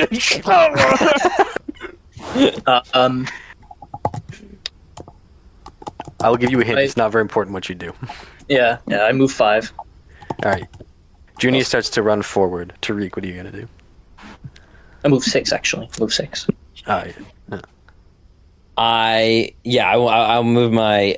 Because I think I know what I just heard. I'll move like my full distance forward towards him, and call out again, just like. Okay, so as you all run forward, and what are you gonna call out? Just like wait, because I think he just killed himself. As you all run forward, you see his arms slump down, his head slumps, and then his body sinks into the sand. Like fucking sinks or just falls down. No, he falls down. He thumps. I'm getting a little poetic. Absorbed by the sand. Because this world's weird. I wouldn't be surprised. You guys are just like, what the fuck is this place, man? What the fuck was that? He just disappears into the desert beneath. No, he falls down. His body. And so as you all approach, and Pierre holds the torch over him, illuminating his body, Graham squats down and turns him onto his back, and you see a dagger stabbed into his throat. Yikes! And blood emanating from it. And blood filling his mouth and leaking from his nose. He feared the retribution that we would give him. Smart man. We probably would have done worse. Tariq, roll IQ. +1. Actually, just roll IQ. I'll take the +1. No, okay. You know what? +1, sure. Yeah. What a nice guy. What a nice guy. It's okay. Okay. I failed anyway. Failure of 3, I think. Let me double check that. Yeah, 3. Good thing I had that +1, right, guys? Ram speaks up, Yeah. and you all look. You hear shock in his voice, and you see it in his eyes. And he says, "I know this man." Graham, you know another Westerling? I look at him in shock. Junior's think still the running over, and Westerlings is Junior, as you jog over, you see Graham point at the body beneath them that they're standing over, and you hear Graham exclaim, "I know this man," and he looks at you and says, "When I left to pray that one evening, he was stationed outside of where I was praying.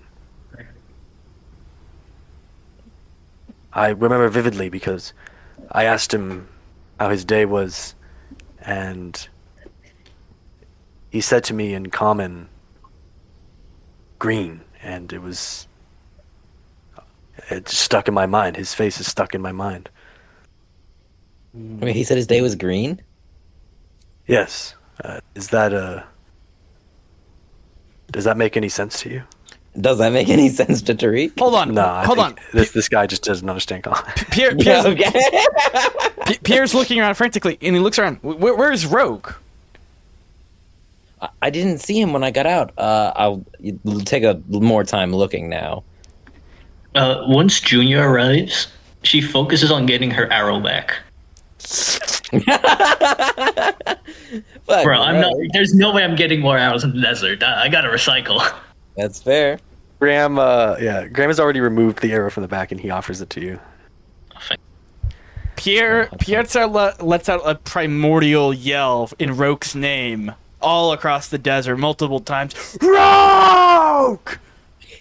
Waving the torch frantically in the sky. I didn't see him come on my.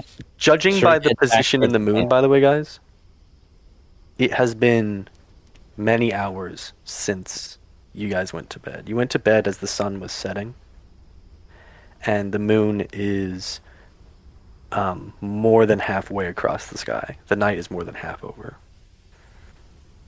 At least 4 to 5 hours have passed. I would have taken first watch if I knew this. No, I'm joking. Roke. You continue walking forward into the desert, and you Beyond hear the no gate. calls of your name. Sorry. Beyond the gate, emptiness.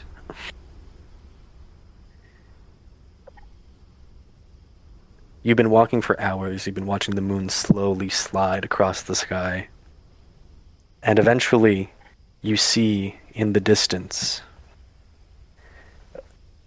a small orange flicker in the desert. And continue marching forward. And you realize what's been pulling you forward. It seems to be dragging you towards this light. Does it look like a campfire? Like, is there As like you get sparks closer, coming off of it? yes, it looks like a campfire. And as you get closer and closer to the point that it's only 100 yards away, you see a small figure sitting alone by the orange flame. Oh, Jack turned into 4 pixels. Okay. Oh, look at that. I don't know. That's how you know shit's Ryback getting was real. gonna be here. Yeah, right back here. Once you are 20 yards away, you feel that force that's been tugging at the fabric of your clothing, at your very skin, dissipates in an instant, and your quasi-paralysis vanishes, and you feel a regained control of your body and your faculties. And you look Does up, my and 20 yards ahead of you, sitting in the sand by a small fire, you hear it crackling in the night, and you can smell the smoke, is the man you've been looking for all this time. and I don't know what kind of role this would be. Am I certain this is him? Just some fucking poor stranger. Are you certain? In what sense? Like, you're certain that, like, you want to make sure that Like, how you remember how he do I looks, know? or How do I How know? do Is he you know? looking at me? Is he hunched over the fire and turned away?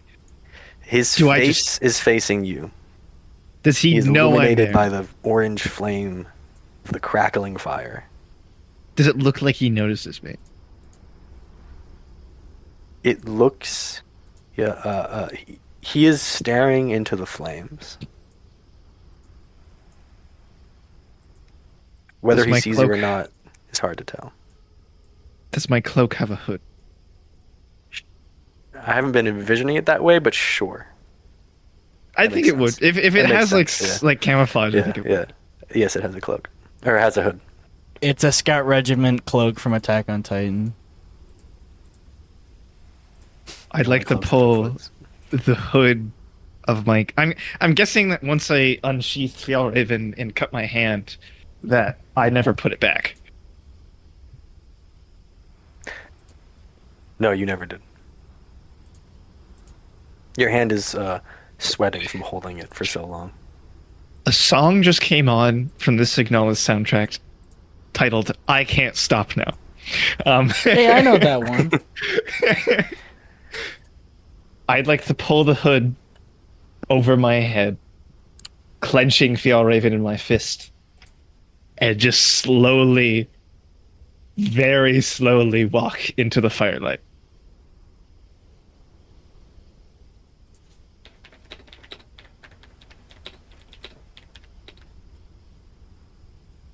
You slowly walk into the firelight. You emerge from the shadows illuminated by the flame. And he slowly looks up to meet your eyes. He's fucking dead. Ooh, what do I want to do? I'd like to step. How far away am I from him? How far away do you want to be? Let's say 10 yards. 10 yards. Okay, I'm 10 yards away from him. You're on one side of the fire and he's on the other. If you want to roll anything to take in the surroundings, like perception or body language or anything like that. Can I roll body language on him? Yes. Okay. Is there any negatives? No.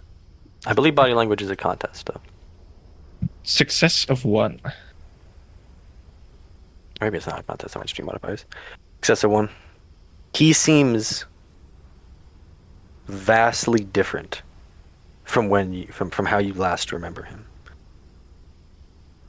During all of your journeys, his eyes had a light in them, and he had a natural magnetism and charisma. He always made everyone laugh, and picturing it reminds you of the times when you considered him one of your closest allies and friends. And now, in his eyes, you see almost a sadness. And in his whole face, all of his body language, he's more hunched over. He never would have sat like that. He seems be much different than how you remembered him. That person that you saw would never be sitting like this or looking like this. And would also never be this quiet. You also notice as you're studying his body that he does not seem to have a weapon on him. At least visibly. I'm just gonna say something.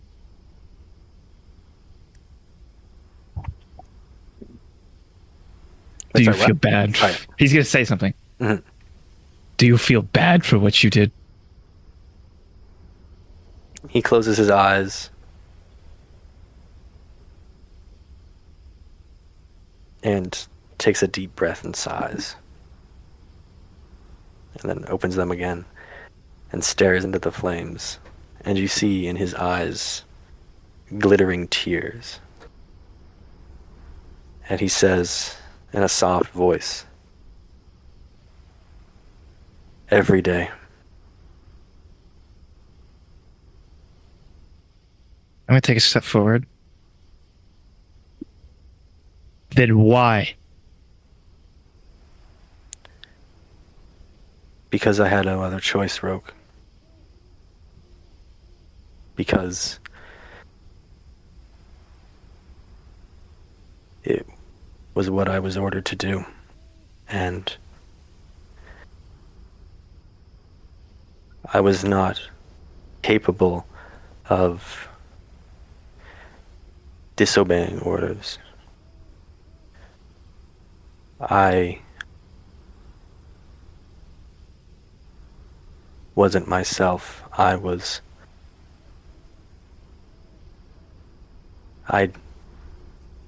didn't have a will of my own. I don't expect you to understand, but it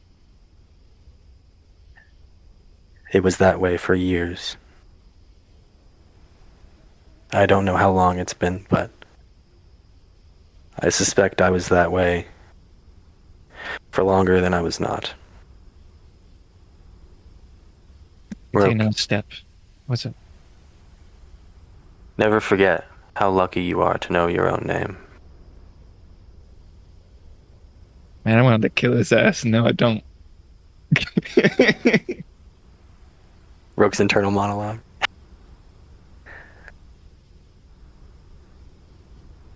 Take another step. Orders or not, you always had a choice. They're not going to jump over the western wall and hunt you down because you hadn't killed us yet. You don't understand. And you see a tear stream down his cheek. When I say I didn't have a choice, I mean my mind was not my own. Every day, and he starts pounding into his skull with his fist as hard as he can. That splitting pain, the whispers, thousands of them, Roke. Thousands of them every day. I had to do what they told me to do. Whether I liked it or not, my own hands weren't mine anymore, Roke. And he holds his hands in front of him, and they're shaking violently. And one of them catches a tear falling from his eye. It only stops. The screams were so loud that they overpowered the whispers in my skull.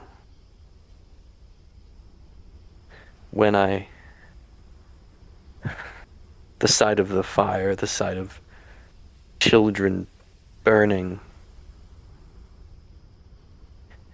I don't know what happened, I still don't to this day. But I was able to resist for the first time since it began. Roke, roll IQ. I was actually thinking about doing that. My gears were turning a little bit. Success of 2.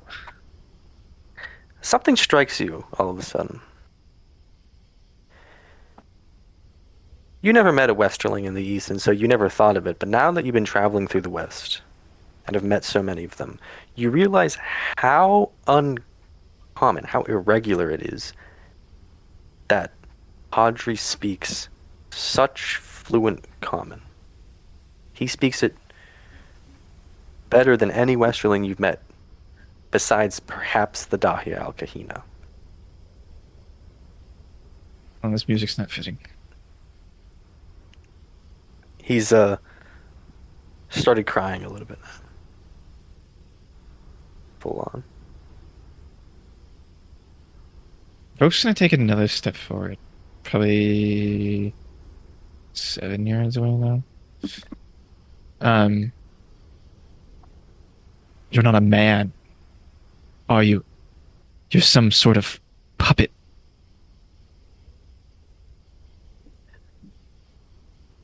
He tries to collect himself and wipes the tears from his face and looks up. I don't know. I was once a man. I had a wife and 3 beautiful children. And now all I can picture are their faces. But were I to see them again, I would not know what to call them. I would not know even how to speak their tongue. What I am now, I don't know. What told you to kill us? Those whispers, do they come from you? No. That I know for certain. It was those witches. Those the sisters. They took me in the night, poisoned me so I could not speak, could not move, and my sight failed me, and I was in darkness for so long. And then, suddenly, nothing but a dim green light, and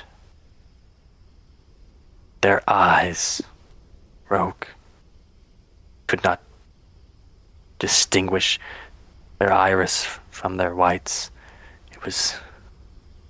They were black as night. And I heard their voices chanting, and I fought them. And then for years I fought them. But I lost, Roke, and they controlled me. Only after the sight of the flames, as I watched that camp burn and heard the screams of all those I'd killed. Only after that, they told me to find you. But I said no, and now I'm here. And I don't know what to do. I don't expect you to forgive me after what I did to you. And I don't expect you to understand. Or even trust me, but you have to do something for me, Roke. You have to promise me something. What is it? You have to stop them. Stop who? The ones who did this to me. Those witches. You have to make sure they never do it again.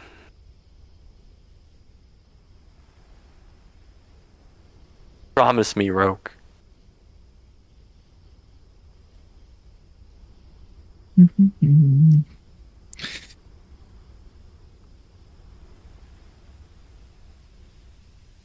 And you see he's as he says that, he sort of crawls closer to you. I'm going to make a self-control roll for my disadvantage. Which disadvantage? Selfless. Ah. It's a bill, right? Self-control is generally 12 or less. Unless you Okay. modify the disadvantage. Do you want to modify it? No, like basically when you buy it, you can either make it give you more or less points by modifying the self-control roll.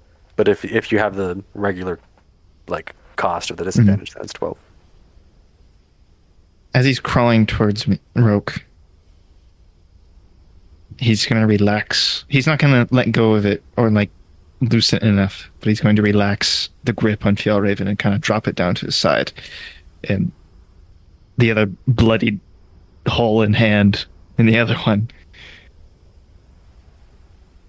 I can't. I want to so badly, but I can't. I have to finish what I'm doing now. I don't know what your quest is, but all I know is for some reason they do not want to see you succeed, and that is why they sent me. That's why they told me to kill my friends. except you. Why they spared you, I cannot say. It makes no sense, Roke. Why would they make me do that? If they wanted to stop me so badly, why didn't they just kill me then? I don't know. He starts pounding his skull again with his fist, digging the heels of his palm into his temples. Even still, my head. They pierced my skull, Roke. They melted my brain. And you see he's gritting his teeth through pain, and you see tears welting up. Roke. Please, you're the only one that can do it. And he puts his eyes on Fjallraven in your hand. Do I notice that? Yes. You notice he's looking at Fjallraven. Roke's gonna take like a small step backwards and turn the side of his body that's holding Fjallraven away from his eyes. Please, Roke. And he crawls closer to you in the sand, his tears dripping into the ground beneath him. The desert soaks it up. Please. You're the only one that knows. I need you. Please, Roke. And he gets up on his knees and puts his hands together. Drive it into my brain. Make it stop. Please. Can I roll body language on him again? Yeah, sure.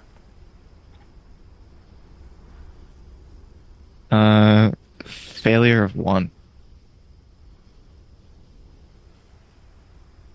You cannot. You're so stunned by this display. This looks so unfamiliar to you. The sight of this man who you traveled with for so long acting like this. You could never have pictured him doing anything like this. He was always so proud and strong and collected. And it has unsettled you and rattled you to the point that you are unable to derive any information from his body. I'm gonna look down at him kneeling in front of me, the hood of my cloak kind of like shrouding my face. In asking this, I don't expect to know the answer, but I'm gonna ask him. How did I get here?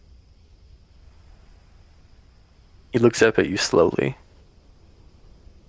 He seems clearly a bit confused by the question. And he says, I don't know. They told me to protect you and to kill the others.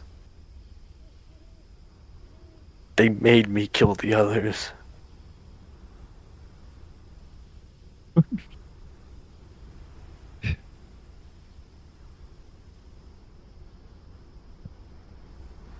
When they made you do things, what did it feel like? At first, it would just be a whisper. Thousands of them bouncing around in your skull. And then they would stop and fire burns in your mind, and 1,000 voices chant in unison. They scream in your mind. They tell you what to do. They make you do it. Trying to make sense of how I got here. Please, Roke. He says, his voice is choked. Make the pain stop. I know I don't deserve any mercy after what I did to you and our friends, but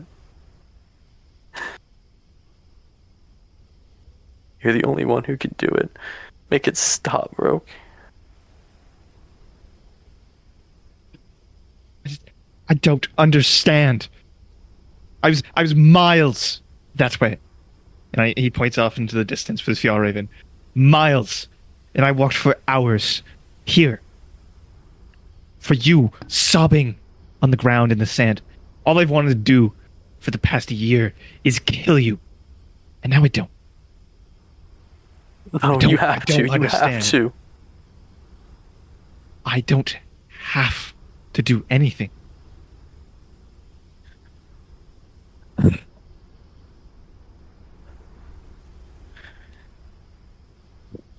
Very well. Then I guess one day I will find the courage to do it myself. And roll body language. Success of 4.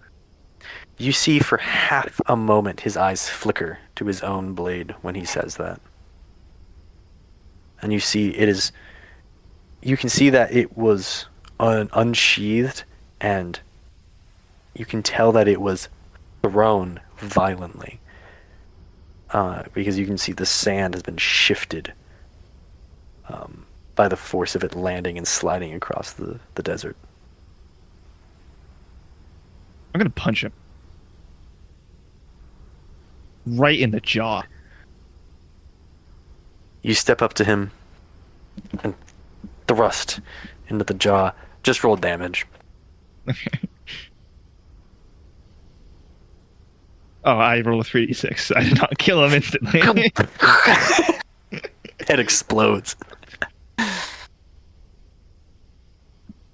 6. I rolled a 6. You walk over, and with your offhand, or actually, are you ambidextrous? Am I making that up? No, I'm not ambidextrous. Okay. Your left hand, your sinks into his face. Your knuckles sink into his skin and into his bone, and you hear a crack as your fist slides across his jaw, and he's sent reeling backwards into the sand. Blood sliding out of his nose. You can see his jawbone is a bit bent and uneven and hanging open a smidge. And he says, he looks up at you, raising his head slowly, and he says, "More." I'm going to take a step back from him. How can one man, and I'll point to myself, how can one man solve... You have your phone mic on. I'm really confused. I thought like someone else. Anytime somebody calls me and I hang up or accept, it turns it on. Yeah. It's just like, did you know that if you silence or like unsilence your phone when you're watching reels, it'll mute or unmute it? It's weird. Oh, it does. I do not. Anyway, so continue. Anyway, how could one man fight against what you described? Witches? Taking over your mind, whispers in your head. I already hear enough voices in my head, one of them being yours, for killing them. Why do I need to hear anymore? How could me, abandoning the most important thing in my life right now, to four other people's lives, be worth sacrificing myself for you? If you want them destroyed so badly, do it yourself. You're not afraid to die. I can't. He looks at you, Roke. What if they do it to me again? What if they send me after you? What if they find out that you know?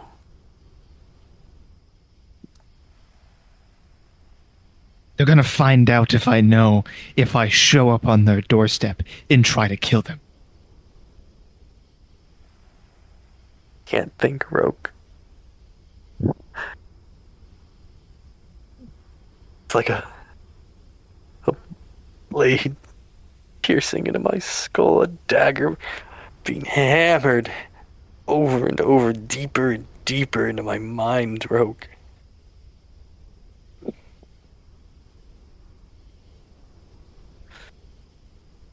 Do I Please. have any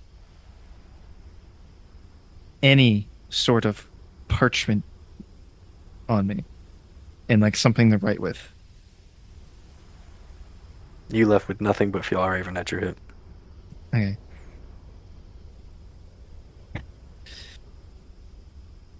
I'm gonna rub my forehead with my hand, just kind of like, and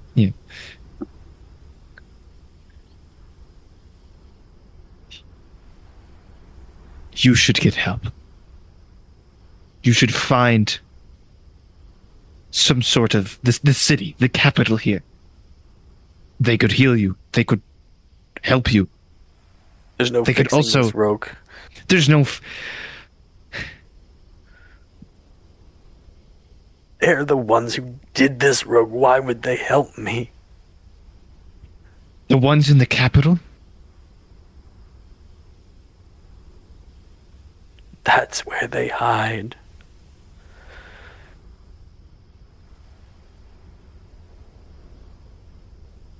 The Kahina and the High Elder, they did this to you.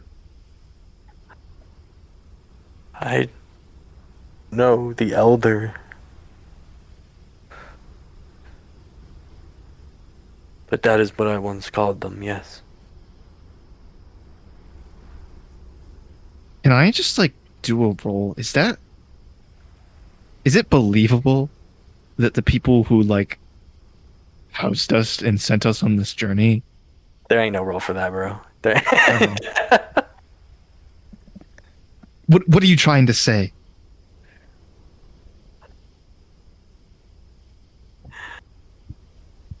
I'm just trying to tell you what happened. So that you understand why I did it. What you're telling me that the elders and the Kahina, they did this to you. The sisters, yes. They're the ones who took me in the night. Them and their other slaves.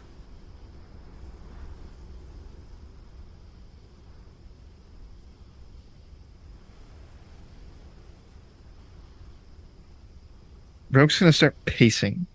Like, frantically pacing. What do you know?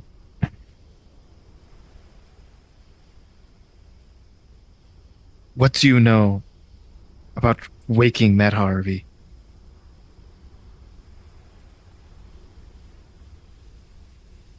Your emperor.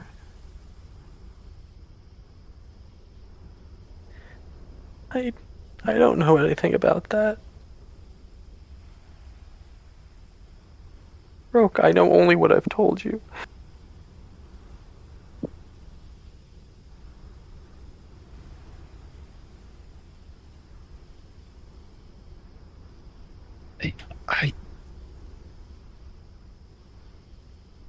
I don't understand. Neither do I.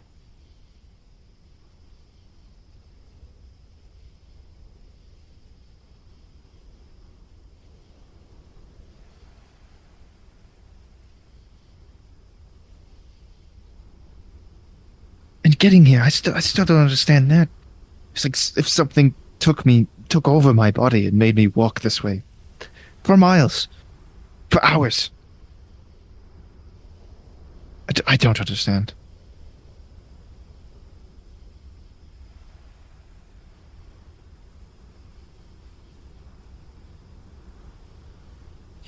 Is there? Can I look around the camp at anything else that's like in his camp where has this fire lit? You see, he has some packs of supplies. It's a modest arrangement of some food. You see some herbs and vegetation he's collected. You see some sort of pelt or a pelt from some sort of small creature he must have hunted and eaten. And you see his blade thrown about 6 or perhaps 7 yards away. Really close there. And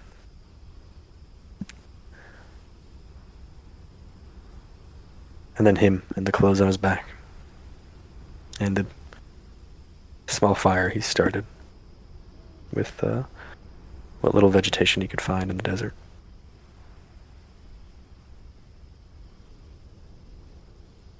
And you? How are you even alive? How long have you been out here? I told you.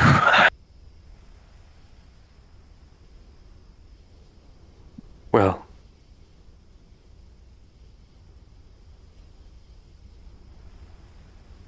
I am not supposed to be. They sent me to die.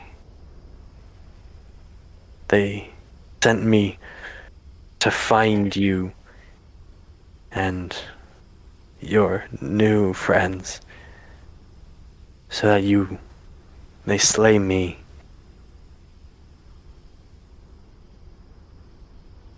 But I resisted.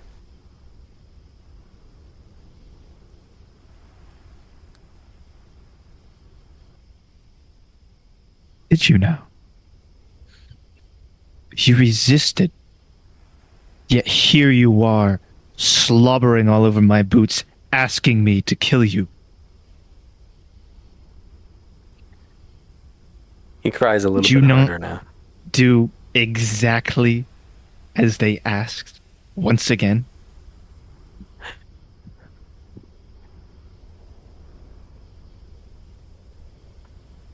What else am I to do? I can't. I can't speak the tongue of my brethren anymore. I don't know where my family is. Even if I were to find them, I could not face my children after what I've done. I wouldn't even know what names to call them. Roke. I don't even know what they would call me.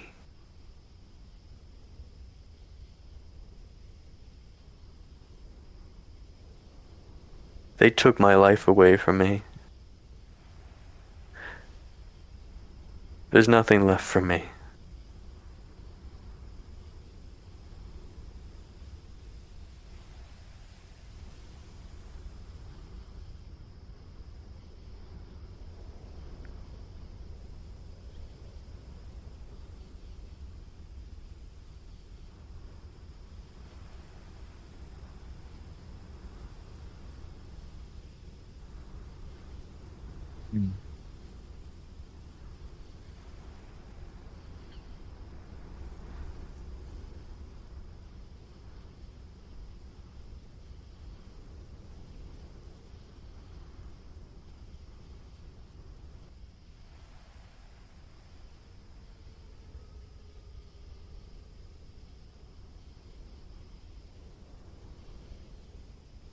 No roll body language on him again.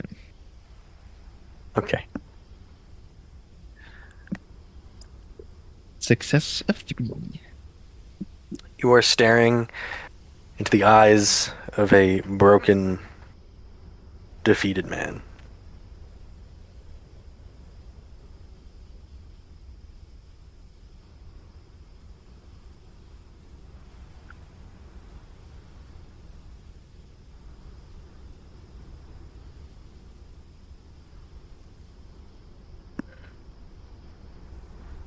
I'd like to walk over to and pick up his dagger.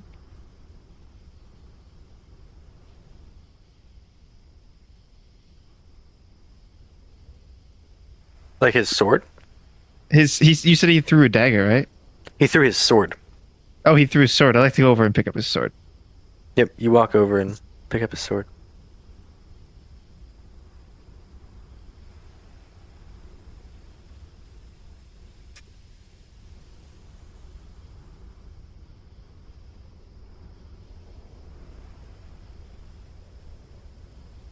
He's still sniveling in the sand.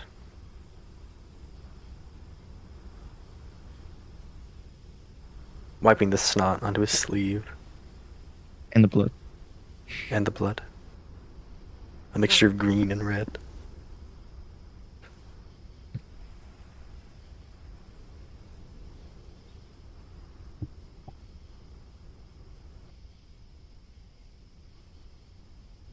Ugh, it's disgusting. Why is this not green?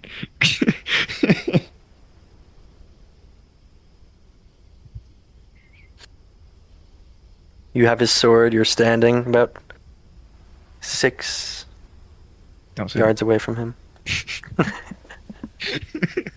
Maybe 7. But 6. Definitely 6.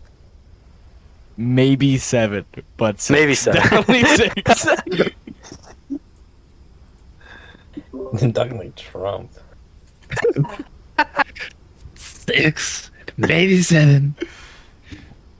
But probably 6. Talking about how many millions it'll take to build his Yeah. his ballroom. Hundreds of millions, yeah. Okay, wait. So, Roke, you're standing, his blade in your hand. His blade in one hand, Fjallraven in the other. I'd like to backhand his blade just so I look cool. Mm-hmm.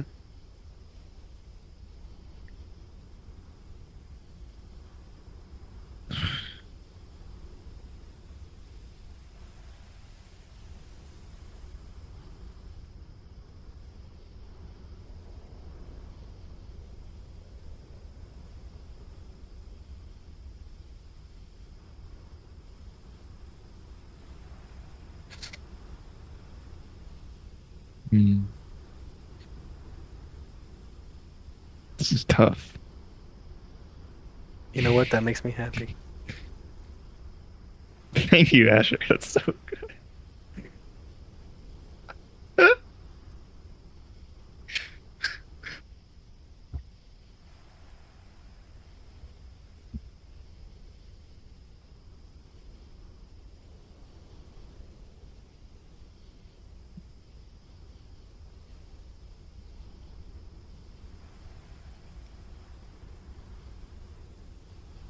What do you want me to do?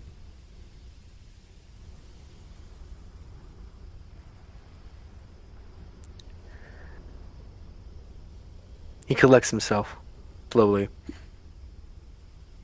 through many deep breaths, and he says, "Plunge my blade into my heart, and when there's no more blood in my veins, if you will, bury me, but if you will not, it makes no difference to me."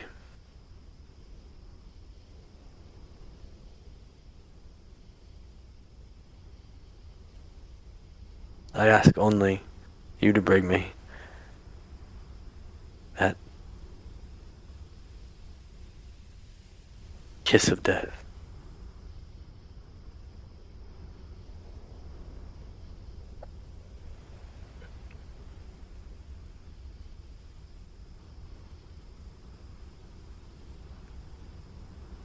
For weeks, I have wandered these deserts, searching for Ular.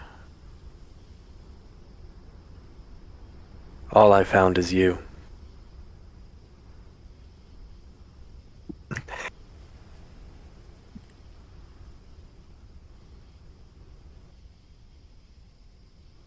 It's so hard not to laugh at that. Yeah, I gotta just put general away when you're doing serious shit. Yeah, I gotta. Shit, I'm sorry. I forget people actually have that open while they're playing. It's so funny though.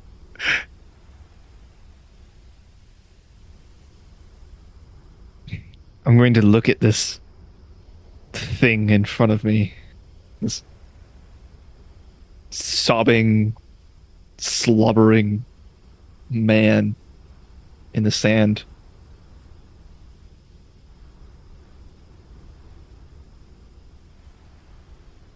The only version of you I must kill is the one that haunts my nightmares and whispers over my shoulder in the night. And this pathetic, slobbering creature in front of me is a sad excuse for that nightmare. I do not wish to kill you. I do not know what brought me here during the night. To finally end your suffering. But it will not end mine.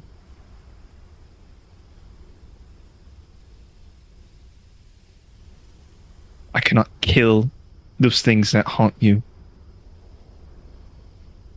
I cannot kill you. It is exactly what they want me to do.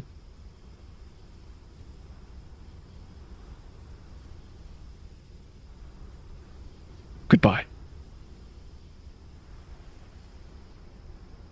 In his eyes, you see only bewilderment and utter defeat. But he silently watches you disappear in the desert, following the tracks back the way from whence you came.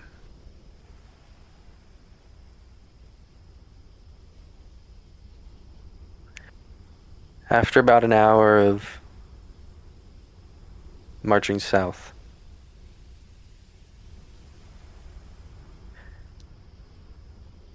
Junia, Pierre, Tariq, and Graham, once you notice that Roke is missing and investigate a bit more, you find that a trail of footprints leads far into the desert, away from your camp. Cut our losses and run. Oh well, fuck. Well, shit. Well, I guess we go after him. Do we wait to We have pack some up rope. camp, or do we just? What's the plan here? We should pack up camp. Yeah, let's pack up camp and follow the trail. Bring your camels with us. Yeah, All right. bring Roke's camel as well. Roke, after about an hour or two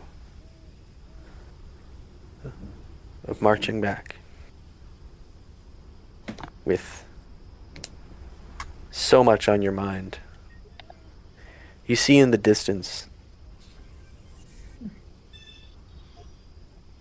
several figures, and as the sun rises slowly, it begins to illuminate their shape. And you see your 4 party members and their caravan of 5 camels following the trail of boot prints and blood that you've left. And the 4 of you see Roke walking slowly, Fjallraven in one hand and a new sword in the other. Pierre calls out to Roke in the distance. Roke! Where He'll raise his hand and wave in response. where have you gone? What are you doing out? Where did you get that sword? What a question. What the fuck? What the fuck? Oh, Pierre, if I had the answers, I would tell you, but I have no clue how I've ended up here. Pierre just I was. sorry. I went to wake Junia to take the next watch, and something took over me and made me walk into the desert for hours. I came wait across- a minute. I was told specifically that you were not supposed to do that. You were not supposed to walk out in the desert alone. Hey, I said try to wake someone. I knew it wouldn't be so simple. I'm just glad you're all right. Tariq, what the fuck happened? I mean, it sounds very similar to what I described earlier as the Great Temptation, when people will just wander off into the night, into the desert, under the pull of the moon god Ruo. But I mean, I don't believe I can recall any stories of anyone returning from such a thing.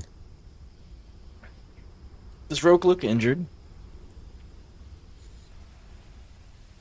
There hold up my is hand. a small wound in his left hand, though it seems that the bleeding has stopped naturally.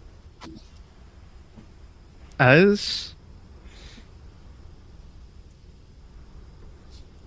Tariq explains this great temptation, Roke kind of comes to a realization.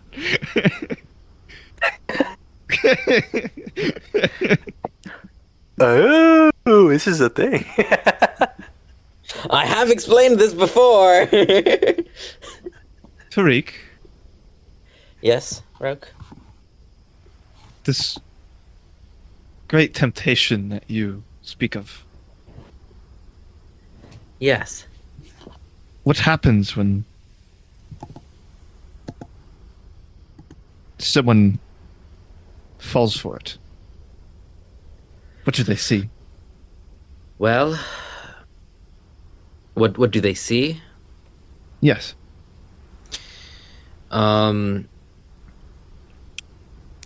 We're not exactly sure what they see. But we do know. We're not even sure exactly what happens, but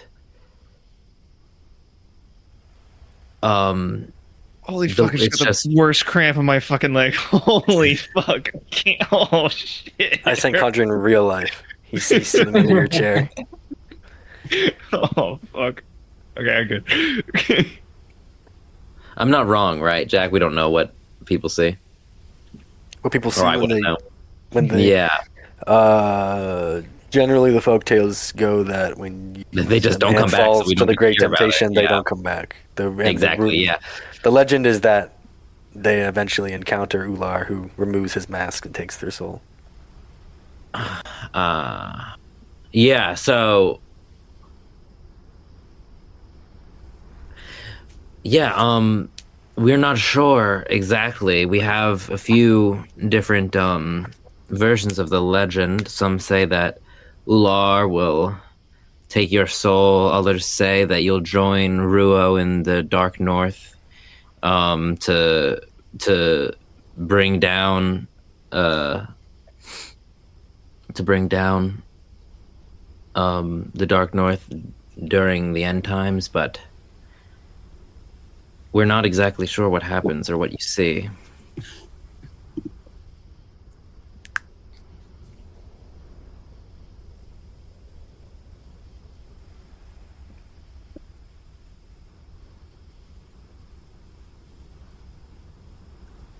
Why do you ask? What did you see?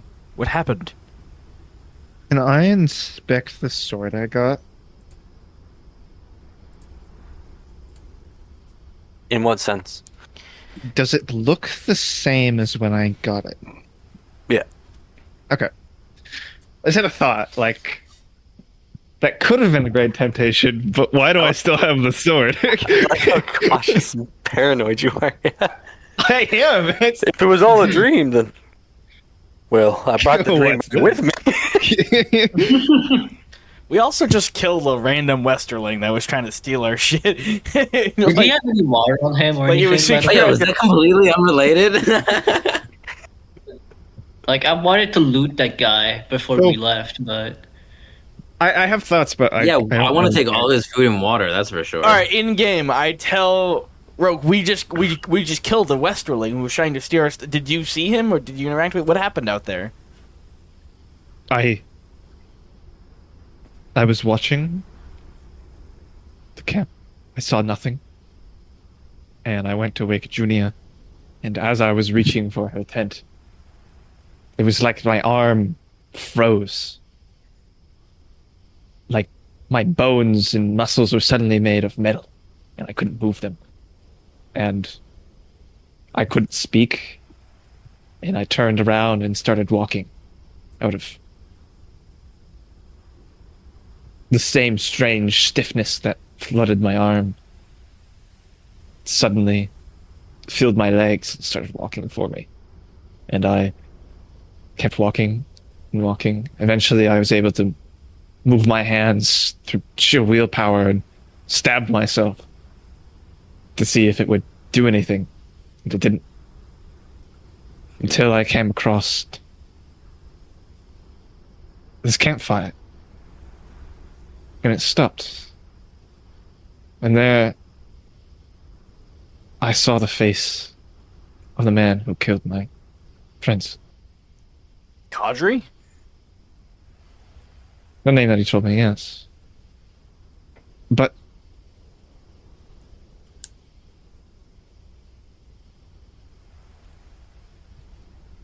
it wasn't right. I've wanted nothing more than for him to be dead. And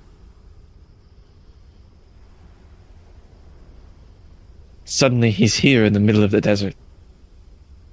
I'm forced to walk towards him by some unknown event. No other choice. And he cries in the sand, begging me to kill him, saying that the elders in the Kahina turned him into some kind of monster, and whispering in his head and turning his brains to mush. What? He must have fallen to the great temptation. He must have been deceived.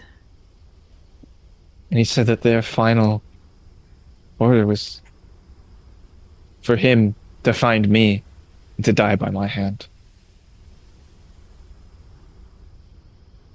If what he's telling me is true, then I did No, not it's- want to kill him. Roke, you can't seriously be believing. Roke holds a hand up to Tariq. It just says, if he was telling me the truth, I do not want to be some kind of puppet in someone else's plan. I already felt much like a puppet when I was forced to walk across the desert tonight. Do not want to feel like more of one.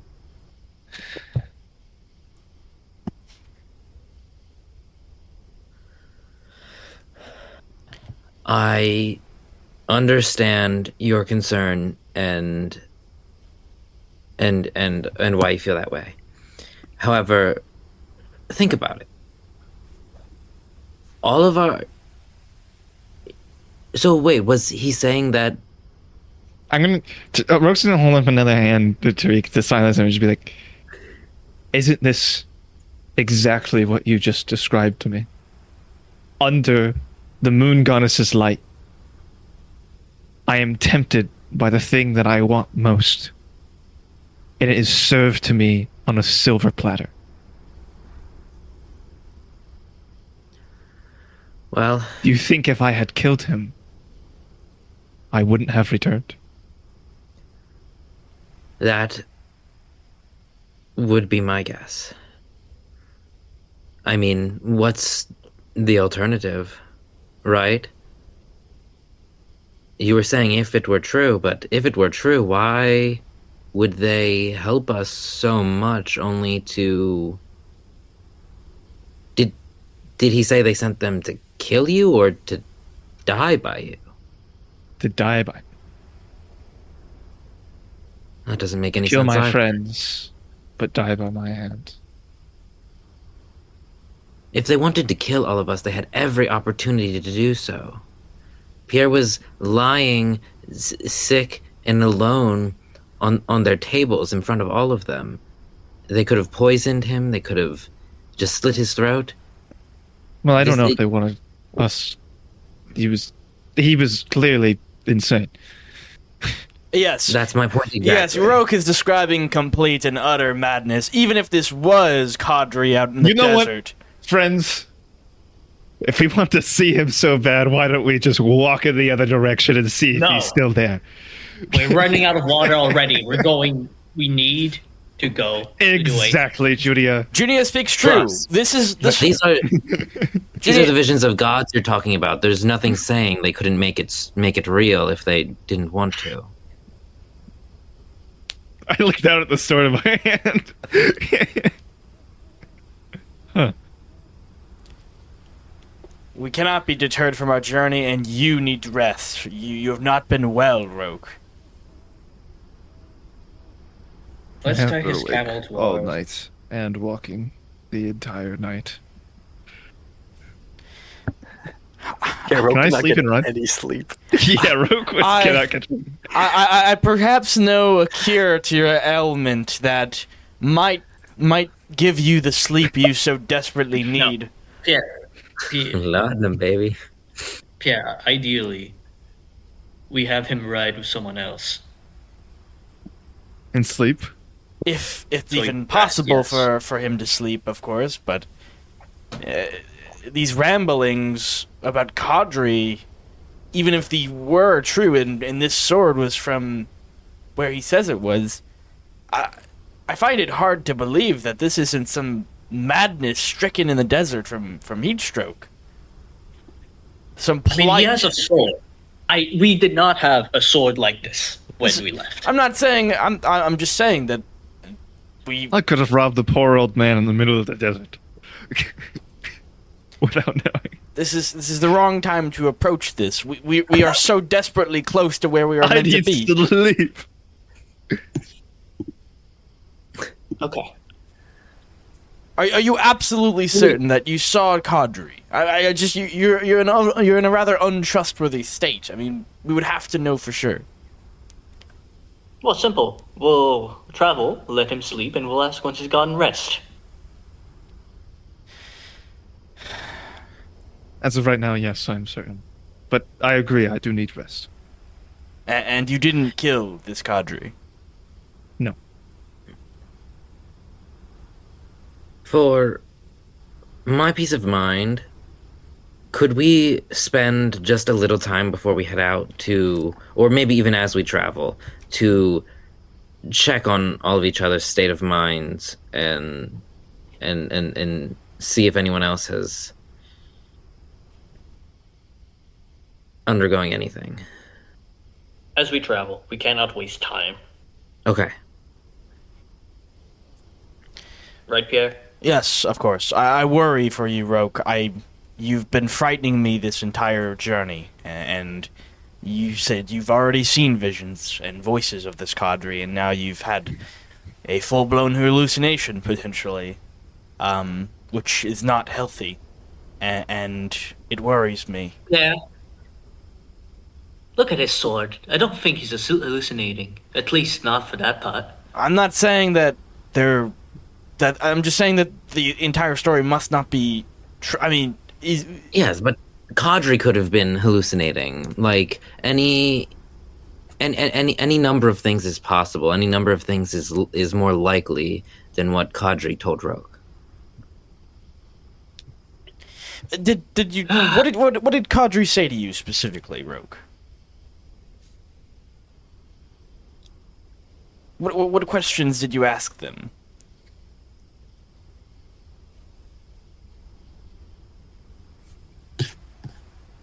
He mostly cried. Did he tell you anything that you Can didn't? Yes. Can I recall, Jack,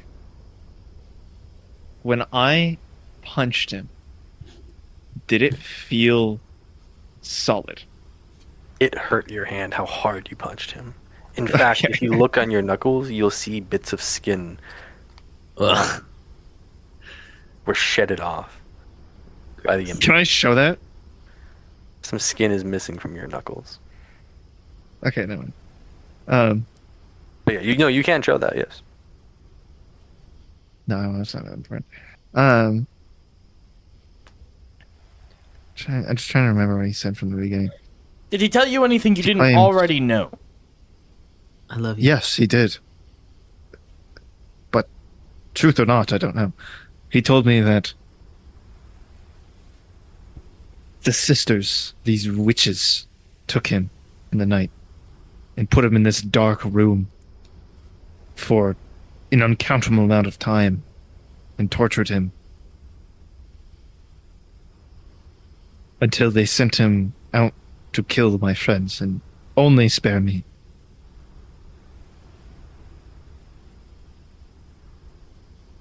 Trying to remember correctly. I think it's right so far. And did he explain if there was ever a reason given for this quest that he was sent on? He said there was not. Perhaps they knew the truth of it, that they sensed the prophecy, and that they know you were meant to be with us, not with your previous group. Maybe they had been given a quest from Madhari or the gods above, some sort of divine intervention to get you out of your group and into ours. We're just gonna give Pierre a really, really angry stare.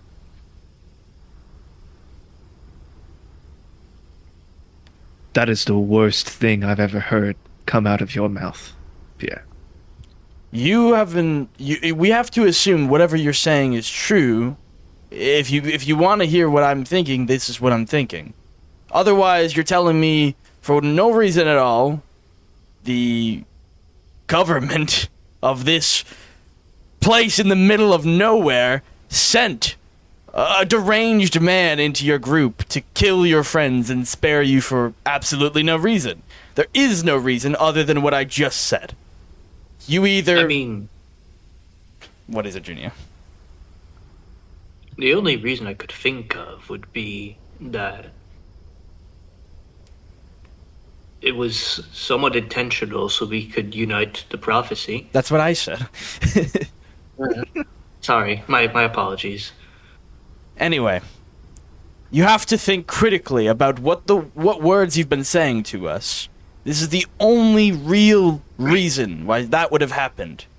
And if that is the case, it only goes to prove that the Dahi Kahina is a woman of omniscient presence. She has an understanding greater than our minds.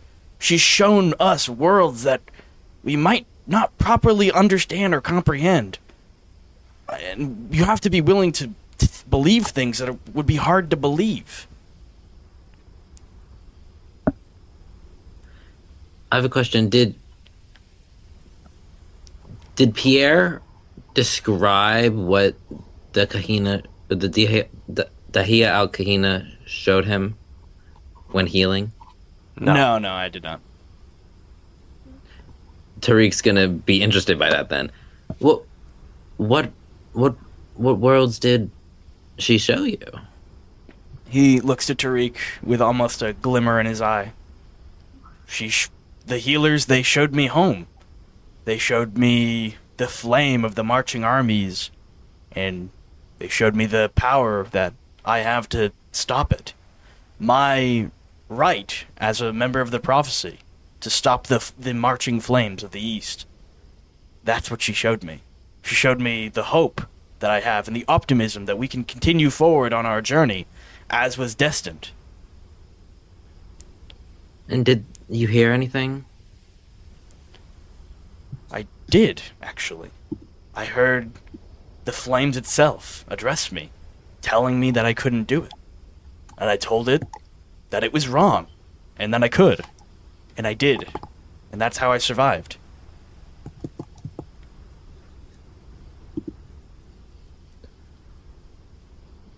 That's incredible. It I only is wish I could indeed. have seen it. The Is visions. that why you've been so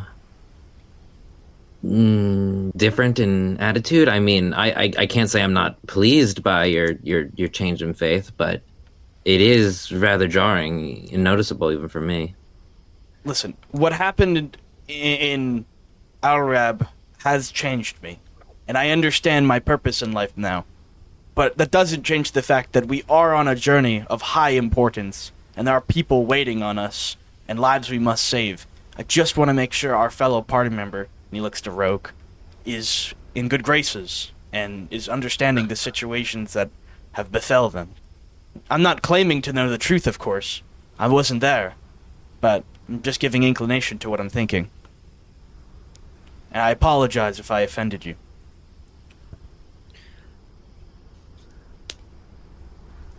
I need rest. We need to Roke. keep moving. That's for Who certain. do you wish to ride with? Is that possible to ride with someone else and sleep? Ride with me. Tariq is light. If it's possible. I would assume. Yeah. You just tie the other Okay. camel to at the back. I'll Tariq's like under 150 Oh. pounds somehow. So yeah, I'll ride. What? yeah.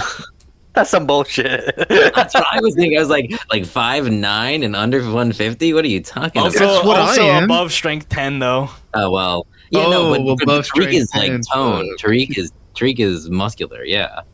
Very Maybe it's athletic. 150 pounds of pure fucking muscle. Okay. There's no fat to eat in the desert Yeah, apparently. 0% Just BMI. carbs and protein. I always forget. Yeah, Junior's Roke's- really Roke is relatively 5'9" and 190. Yeah, that makes way more sense. and 120 something. Pierre's gonna flash. Me, I'm 5'9". Pierre's gonna flash a vial of the Escuin milk, and he's gonna extend it towards Roke. Do you wish for peaceful slumbers? Yes. I do. Real quick, roll pharmacy. Me? Okay. Yeah. It's not gonna be so peaceful, is it? 17. Bro will sleep 16 hours. Okay, 15 under. I rolled a 6 out of 15. Success of 9. The sleep, you know enough about Eskimo milk that you know that the sleep brought on by it isn't super restful. Whatever it does to the body isn't the same as sleep. It'll provide some rest, but most people, when they wake up from ice cream milk, are disoriented and oftentimes more tired than when they took it. Okay, I'm gonna retcon that I never said that then. Yeah, yeah. Can I just try and sleep on the back of the camel? Yes. Tariq? Okay. Do you want me to roll? Yeah. Let's roll riding. Tariq wants to ask you a few things real quick before you go to sleep. No. Yes. You can ask them after he sleeps. He needs rest. I've been Okay. talking for the past hour. I want to take a break. Fine. Fine. Out of character, someone It's only tell the me most how important character plot point that's happened to you. Yeah, okay, yeah. Like I've literally been. I'm sorry, guys. I've been like doing the past few sessions have been less so since we've been out of the cities, but like I've been doing a lot of role play and translation and stuff. Like I just need to. I'm trying to figure something out. How like I can ask this out of character to you guys. Tariq just wouldn't know yet. How did fucking sorry, I'm blanking on the name already. The guy you just met. Kahdri? Yes, thank you, Kahdri. How did Kahdri describe when the Kahinas controlled his mind? He said there was a rushing wave of fire and whispers coming from it, right? And I think he said it felt like 1,000 voices screamed in unison, giving him a command. Okay, so not super unsimilar to what Pierre just described. Not super unsimilar. That's all I'm saying. That's all I'm saying. Tariq was just gonna ask for a little more detail because Roke did not give extreme detail. Can about that. I roll IQ or just ask you if for clarification? When you said that he spoke English better than any other Westerling that I had known, had he always spoken English better than any Westerling I had ever known? Ever since you met him. Okay. You didn't when you met him. He's the only Westerling you'd ever really met, and so it did not strike you as unusual because everyone you've ever met has spoken common fluently. So you had no reason to think that. Is it even better than Tariq's? Yes.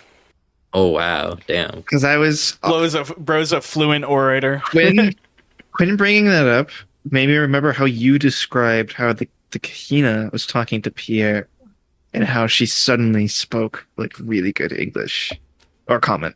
Yeah, no Anglo-Saxon in Normandy here. Anyway, I'm gonna fall asleep. We're gonna continue. Okay. It fills my heart with joy. To receive theories and questions. Oh, as soon as Kahdri said the thing about the fire and stuff, honestly, even before that, as soon as he said the thing about the Kahina, I'm like, oh, maybe that's why Pierre's been so down with all this shit recently. It just doesn't really make. Yeah. Anyway. Okay. To be entirely honest, this decision was entirely my own, and not like I never got a DM from Jack. Like you should be more. No, it's just a random decision. Yeah. Oh yeah, are you thinking that they're mind controlling Pierre? That's the thought. If that's how they loop it, Jack will be like, man, he did so well. God damn. Yeah, no, that's just coincidence. Tariq and Pierre being mind controlled truly would be a plot point. I had no idea Pierre was going to change, but it makes sense why he's definitely heavily impacted. It's definitely a big moment. I don't think it makes sense for Tariq to be mad about it, so I didn't say anything, but it's so unlike Pierre to just be like, oh, we only have enough water to get to this like certain part of the desert that's away from all civilization. Yeah, well, maybe God said that's right and we should do that and then just go without it. It's like, what? Bro definitely went from like agnostic rationality to fucking theist very quickly. Evangelical, yeah. Evangelical is what it is, for sure. He had a religious experience in that. In that healing room, and yeah, fair. He watched some black mold grow in his skin, and like 6 women chanted away, or sorry, like 12 women chanted away. Yeah. All right. Are we riding now, Jack? Yeah, you guys are riding. Do we roll? Do I roll for anything? Are we nice? We're just gonna skip a few days for it. You're nice. Yeah, I'm so tired. Best GM, thank you. Yeah, So thank you God. guys left on the 3rd. Maybe we just rode so good we got there 2 days faster. Yep. I hate to say this, but wasn't it the 6th into the 7th day that this happened? Oh, thanks. That's a good reminder. Thank you, actually. Ew. Ew. Ew. Ew. All right. You guys think God damn, it's a you guys are hotter blowing, 3. All right, Ken Wright has fallen. you guys have been traveling for so long. It's really settling in on me now. Yeah, the fucking Asterian troops have already fucking formed, dude. You guys have been traveling for more than 3 months. Almost, you're approaching your 4th month of your 3-month journey. Okay, to be fair, hold on. How long did it take the Fellowship to destroy the ring? About 6 months. Also, although they spent 4 of the 6 months either in Rivendell or a Lothlorien, so I was gonna say they were chilling. Which is basically your guys' Kali and Pen, right?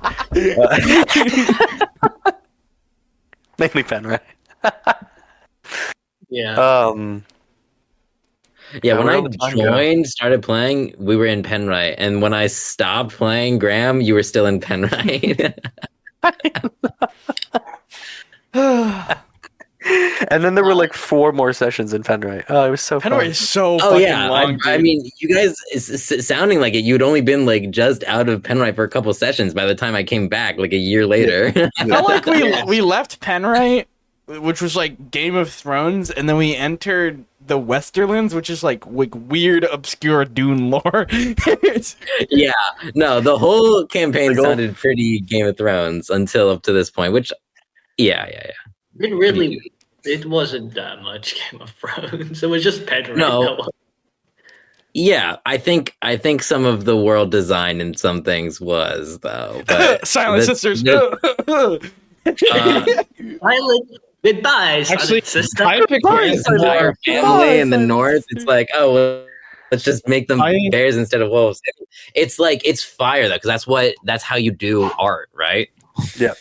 Is you steal a bunch of shit that you like and you mix it together and hopefully it's Yeah, but like seriously, that's been like the leading theory on how we do art since the Greeks, right? Imagesis. I think it's fine. Jack's World is fairly unique in the sense that it's been very fun to play. Yeah. So it is about noon on the 9th of September, the 103rd day of your 90-day journey. And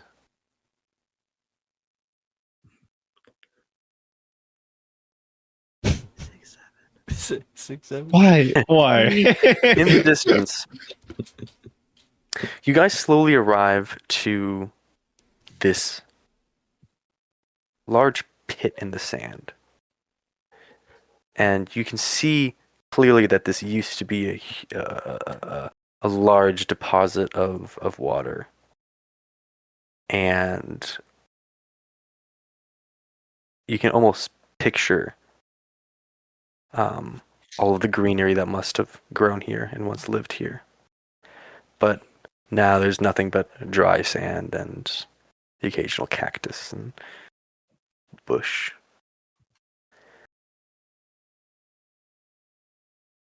So we have to lie here for 2 days and 2 nights. How would you like to proceed? I would like to enter the deposit. I want to get off my camel and start walking through the deposit with my bag and just explore the pit. Yeah, Pierre starts exploring and whatnot. There's not a whole lot to see down there. The sand is a bit harder. It sort of turns almost into like a type of clay. The deeper you go down to the bottom. Besides that, there's nothing of note. It's easy to slide down into it, but a little hard to climb back out. In fact, you need Graham to give you a hand to help pull you out. All right. What do you think are the chances? I say that's in character. What do you think are the chances we need to dig in that middle pot? Can't be 0. I mean, I do have a shovel. I still have my pickaxe. Maybe there's something buried here. Didn't the Dahia Kahina just say to lay and stare up to the sky and for 2 days and 2 nights? If But that what is, if there's water under there? if that is simply what she asked, then perhaps that's what we shall do. But what if there's water under there? Fucking Dune. Oh yeah, do we have enough water? Do we? From the whatever bandit that was trying to steal from us, I assume we got food and water from him. Do we have enough water to last 2 days and nights? The water you got from that bandit, who, remember, is a Westerling guard in the palace of the High Elder that Graham recognized. Unless Graham is just misremembering, and it's just classic racism. I could have sworn I saw one of you fellas. Yeah, that water is distributed between all of you. Adds maybe another day of water. And you guys have been traveling for 5 days, so you have currently, and you've made very good time. You do it. 10 days left of water. 10 days left of water? 10 days. Oh shit, dude. Oh. All right, I'm late. Wait. I forgot to divide by 2. I forgot half your water was missing. No, but we got all that back because we took it back from him when we caught him, right? No, Did we though? I don't think that was. He only had enough water for a day. Oh, what the fuck? Wait, so it was a different guy that stole from us the other night? It's 2 separate guards from the same place. Wait, I was how just does- excited. Wait. How does that add up? I just realized we had an extra He camel. drank it all. He was thirsty. Yeah, what did the extra camel have on it? Oh, that's what The was extra water. Okay. His extra is his water. We have eaten him. We should have The eaten extra camel. Just fucking. Remember, you guys are not doing so poorly on food. Food is fine. None of your food is tough. Well, it's meat. Yeah, It's fresh, meat. fresh camel. Okay, Oh, anyway, if sorry. you want to Sorry. retcon it and go back in time Sorry, and say sorry. that you, while you guys were packing up camp to go find Roke, that you fucking slayed, skinned, cut up, and roasted and ate the camel, and no wonder it took you so long to get to Roke. all right. You guys are like, Roke's missing, but hold on a second. That thing looks Hold on fucking a good. That's Monster Hunter. That's Monster Hunter right there. Wait a second. Pet's belly. Yeah, you guys did not eat the camel. You needed to go get Roke. Pierre. And then you guys started traveling west and you guys started traveling straight from where you met Roke rather than going back. So yeah, you did not eat the camel. Pierre agrees with Tariq. that- Tariq would not have been chill with that. They're very sacred in his culture. Also, like, that's true. like, come on, guys.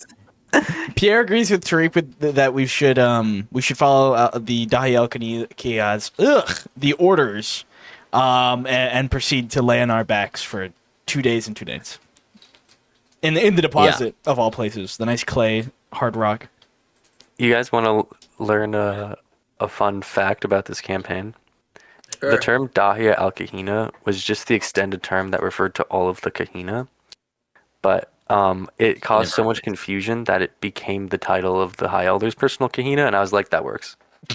Oh, Because cool. so al Kahina refers to all of them, but like it used to be that Dahia al Kahina referred to all of them, and it was like their like full title, but most people just called them Kahina. And then and then it was misinterpreted, also by Susie. So after it just became. That's just how it happened. I feel like Because Susie always referred to the High Elders Kahina as the Yeah. Dahlia, and I was like, it's like septum and high septum. Like there's now a difference. yeah. All right, let's see what's going on. So you guys Lay are down. laying down. Just gonna hang out. Literally us. Silence. Well, I'm all gonna right. be absolutely Well, I'm gonna- silent. It's the perfect time to meditate. Tariq's gonna try to meditate, I suppose. Sure, roll meditation. Yeah. Yeah. Oh, I want to say earlier, the way that Jack described it, it reminded me more of the sisters in Dune. Oh. The sisters. I haven't actually seen a red dude. What are you talking about? The Kahina were inspired by the Bene Gesserit? No. What do you mean? Well, that's Do kind I of get scary plus that you said one? they were. Do you get +1? You get -1 if you keep asking. No, I lost my one. That's all. What's in the box? Pain. Failure. I rolled. You struggled with What's in the box? Anybody else want to say or do anything while you're hanging out? I too want to meditate, to be honest. All right, roll meditation. Failure of 1. So, okay, never fucking mind, I guess. 16. Cool. Holy shit. You guys cannot meditate today. Have either of you passed a single one? Been under a lot of stress. Oh, yeah, Junior, you passed one. That's right. I did roll a 4 on one, so that was Yeah. pretty good. Man. It's so helpful for Roke to have insomnia and nightmares today. It definitely adds to the like air of like, is he just deeply, deeply mentally ill? And after Yeah. attention. Voting yes. Honestly, Nobody I'm hears or so- sees any of this shit except for That entire multi-hour scene was just a red herring because Rogue's crazy. I know that's the really hard part. Is I like internally, I want to go, yes, the GM wants this to be real, but like technically, there's no proof. like, No, it makes no sense for Tariq to believe it. At least. like you just having a sword does not mean that you talked to Kahdri. Like, The funny part is that the sword could have came from like Could come from anywhere. You could have just found it on the ground. It's like, yeah, I talked to Kahdri. that guy No, that we, you guys killed. I could have we- walked up to like his campfire and like just picked up his sword there and then talked to myself for like an hour. Yeah, the guy that was trying to kill us, he had like a campsite nearby, and Roke walked all the way to it. Like you said, Rook, there's just an old Westerling man, he does this yearly tradition where he journeys out into the desert from his cabal and spends a night under the stars, and he just walk up and you're like, oh, hello, traveler, how you? You start punching him. You start fucking beating the shit out of him, stabbing him. Why'd you kill my friends? That poor bastard. Oh. Just a white man coming up is the funniest part. Yeah, it's like- some white so dude. It's a random Eastern. Like you've ever seen. Okay. If we're laying around for a few days, we might as well talk about the fact that we were attacked by a guard of the of the temple, because that does kind of corroborate Roke's story. But Yeah. Tariq's not going to be the one to bring it up. The man who attacked us, Roke, you didn't know him, right? It was a guard who attacked us. You have no inclination of that ever happening, or were you suspicious of anyone? Okay, cool. Personally, I think this is a mere coincidence. I don't think that this is relevant to our quest in any way. I think this was a thief of some kind who saw an opportunity to sabotage someone he didn't believe in. Pierre, I know you want me to have some critical thinking, but can I ask you to see this how I see it for just a moment? Of course.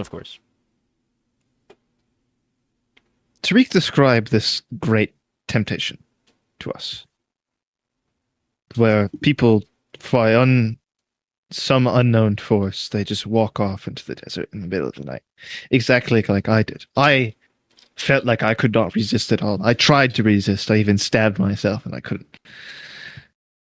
And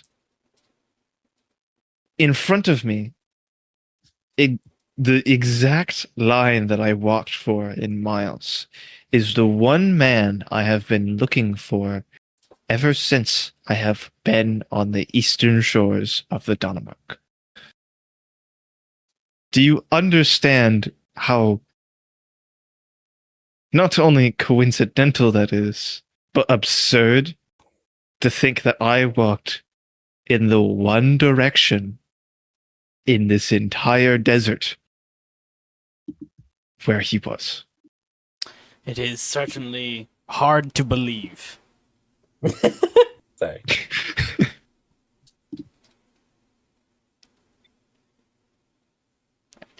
But I want to respect your willingness to be truthful, and I'm assuming your story's true. And I have said what I needed to say about your story. If it is true that the Dahi Kahina sent him here to be killed by you, then so be it. There's not much for us to do in this position. Are we to not trust her, then? Go on our own path?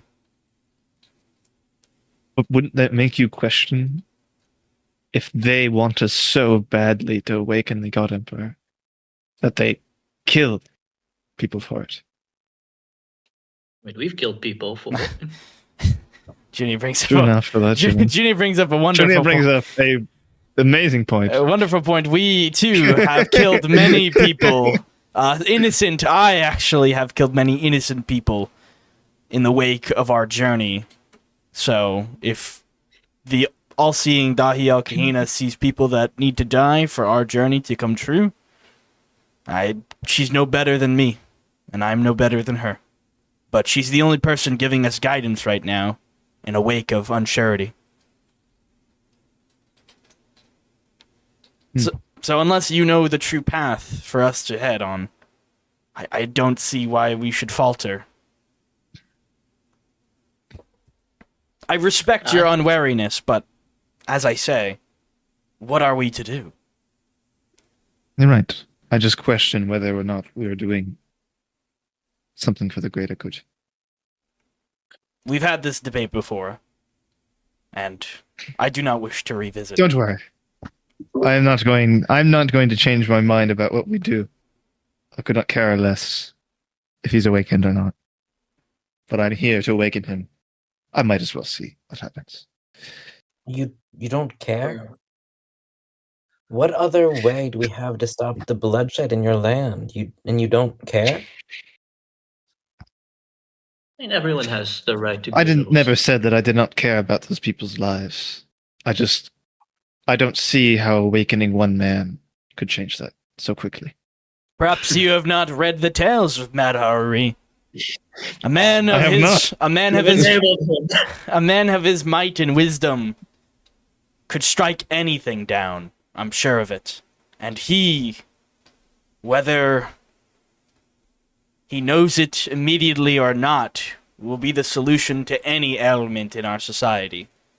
And if it's war that's brewing, I'm sure the man himself, the doctrine of warfare, Madhari, of course, will be able to stop it and end bloodshed, as he did 200 years ago.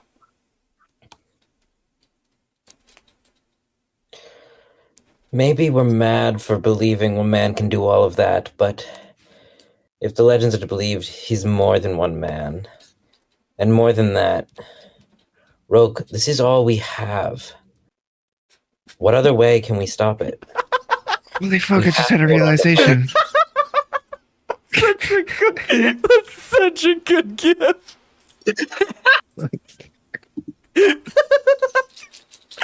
I've played these games before. Oh my fucking god! Oh my god! And we wait for the Hari. His first words after we explain the situation: "I have played these games before." God, don't worry, there's so many of us. We're gonna win against the T-Rex. I just had a realization. Yeah. Like, okay. I just should explain my thoughts out of character because I don't feel like I would ever make this connection in character. That's the problem.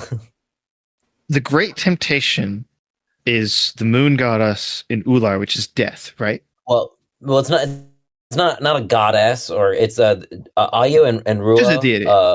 Yes, they're both genderless gods, the two of them. But like one of them is death, right? Like No, so the moon. Ular is death, and Ruo and Ular often work together, right? Ular Okay, is said so to you consume- just rumored answered my to consume question with a souls. no and then said yes. I Sorry, asked what? if one of them was death. Like the god of, like the deity of death. There is a deity of death. Yes, there is. You- So sorry, I think I misunderstood your question. That's my bad. Okay. There is a deity of death. It's not one of the two main gods. But it is one of the two gods involved in the Great Temptation. Yes, I thought that's what you were asking. Yes, that was what I was asking. Yes, so yes. Under the light of the moon deity, they are led to the greatest temptation and then to their death. Presumably that's how the stories go. We've never had anyone come back from them, so we don't. Right, so Tariq wouldn't know exactly the truth, Okay. right? Okay, so when I found Kahdri, he said that he was looking for Ular, which is death, right? Yes.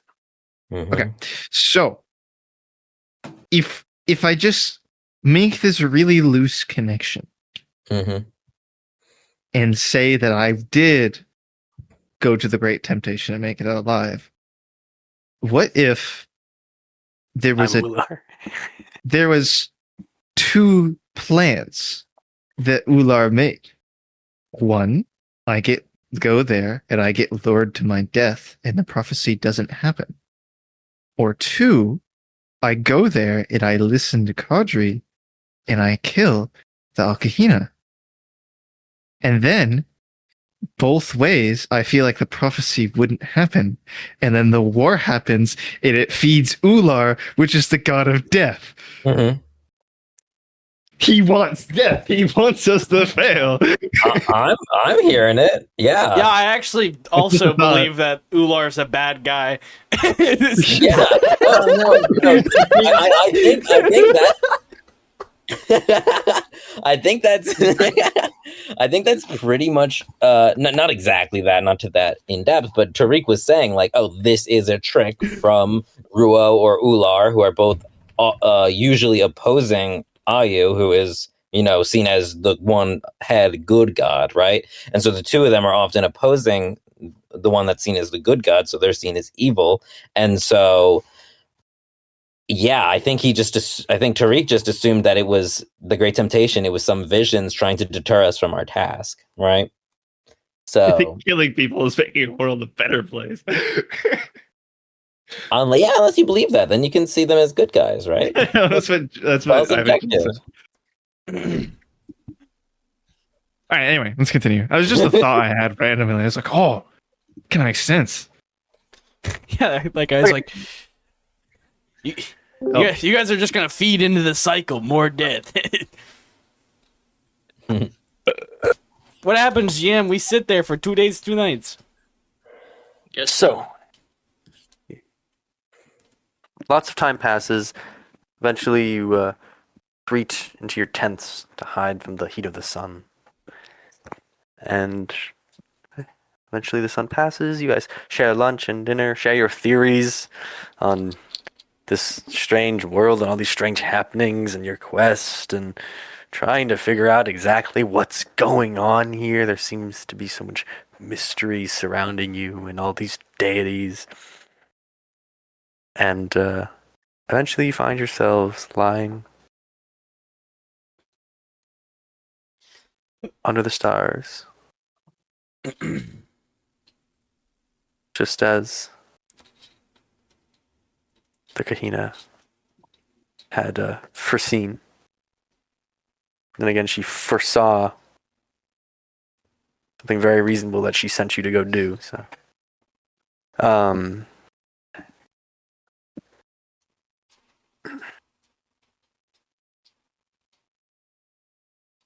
anybody want to do anything in particular in the night? Can I shoot cactuses? Well, actually, no. We have to lay down. I'm gonna quietly. Sorry, was the GM Good. speaking? Sorry. No good. I want to quietly pray for our survival in the pit. Pierre prays. Junior tries to empty her mind, so just to let time pass faster. Empty my mind. Pierre, as you're praying, you hear some movement behind you. Is it In the Junior? pit. I don't know. Do you want to open your eyes and look? Actually, Or do you yeah. wanna remain I will stop praying and look behind me immediately. Oh, I didn't mean to interrupt you. I just came down here to join you. I've never seen you pray. Is this Graham? Sorry. Yes, this is Graham.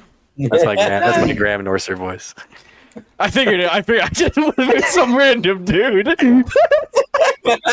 I just wanted We to already check. had 2 of them in the desert, or 3. Sorry. Like, this would have been really weird if it was anybody but Graham, so I wanted to clarify. Oh, yes, I'm trying it out. It's a new thing for me. I'm not even sure if I'm doing it right. Well, perhaps all this is over. You can ride north with me and meet my gods, just like you've come out here and met the Western ones. I would love that. I'd love to hear all about your faith and partake, if possible.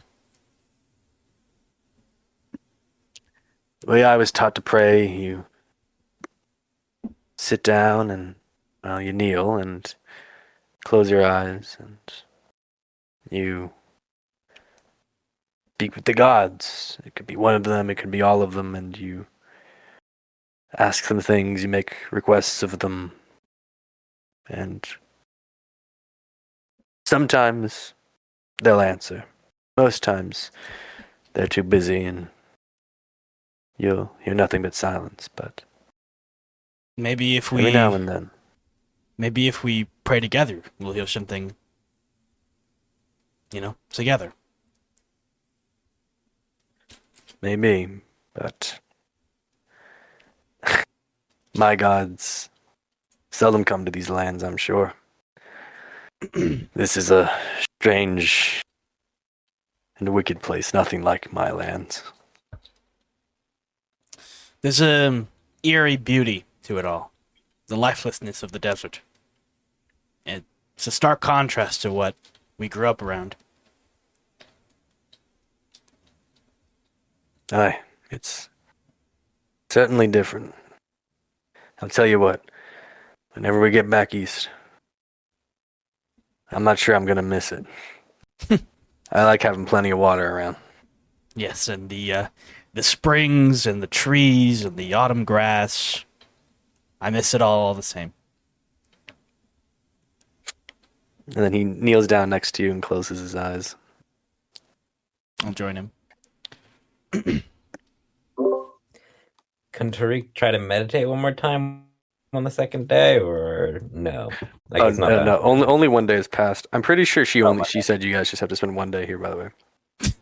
Oh, 2 days and 2 nights. Like, no. Everybody's saying the 2 days and 2 nights thing. I don't know if I'm just misremembering. I think Quinn said it once and I just rolled with it. So Yeah. No, I'm okay with this rewrite. let's save us some time. A whole day, in fact. Yeah. So, yeah, the night comes. The stars shine above, and a full moon shines above you. What would the party like to do?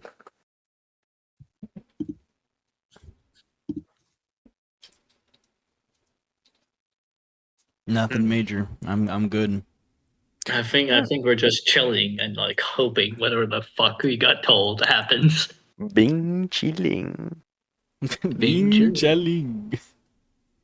It'd be really, really funny if she was evil and she actually just sent us out here to do nothing and wait. There's just a giant sandworm that comes up from the hole. They're just eats wasting us. their time. Yippee! She's just sitting there coming up with shit to distract you guys. Like, go to the cave where everybody dies. Oh shit, they lived. Go to the Oasis where everybody dies. Fuck, they came back. Go Go back home. Go to Skull Island. Go to Skull Island. Straight out of Greek Go to Skull- mythology. Go to Skull This Island. is straight up how. Oh, this is straight up out of Greek mythology. If that's how we go about this. Very cool. Eventually, you get deep enough in the night. You guys have gotten your sleep schedules pretty good at going to bed early, and Graham says to you all, I'm going to bed. Let me know if any weird magic shit happens. And he crawls into his tent. He can close his tent flap and begin taking off his armor and laying his sword down. Sounds good. Will do, Graham. I'm just gonna stay on my back and watch the stars. I too am I'm laying on my blanket and still fucking laying down.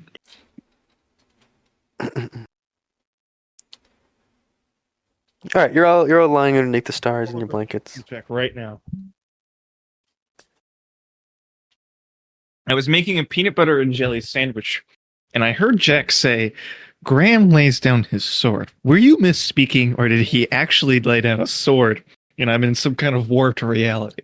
Oh my god. Lay down his halberd. Albert. Okay. Turns All out right, we're not the carry same on. party. It's on. It's 4 mimics. Yeah, Junior actually Roke's has still a looking for his party. I know. Pierre has a sword. Yeah, you know, Roke makes that adjustment like, wait, Graham, when did you have a sword? And Graham's body spins like malform and turn to flesh, and then oh my god! Junior turns to Roke with a halberd, and then Pierre like gets up a bow. We're your friends, Roke. We Right. always have been. No, this is not right. This is not right. And then he 1v4s them all with Fjallraven because it's a Yeah. one hit KO to all demons. And then the regular party comes up and he's like, "You guys will not believe the day I've had." And we just go, bullshit, stop. You're going fucking We thought you were crazy. dead. We thought the prophecy member from the south was just doomed to die this whole time. Like, Yeah. Earlier, Treek said, "Let's just cut our losses," so we did. That was sorry. That was. I just got that we did. Then, well, here you are. How you been doing? You know. How'd you get here before? Damn, we've been going for 5 hours. Yeah. Or a little so less. Let's wrap it up. Anyway, Yeah. don't worry, we're wrapping it up. Oh We no! have like 40 minutes Instant left. death potion. Instant death potion. what? Yeah, we'll do the He's combat writing that next down. session. He's writing that down. We've only been going for 4 hours. It's just Ideas of how to start next session. Instant death potion question. I'll add it to the list. I'll add it to the list. when we've been only going for 4 hours. It's just being You're right. You're right. in the VC like for an Yeah. hour before. Yeah, I realized that as The soon as I skill of said it. control. Anyway, continue. While lying down, I like to roll a perception check anyway. Just I want to look around. Yeah, you can roll it. Drinking my water.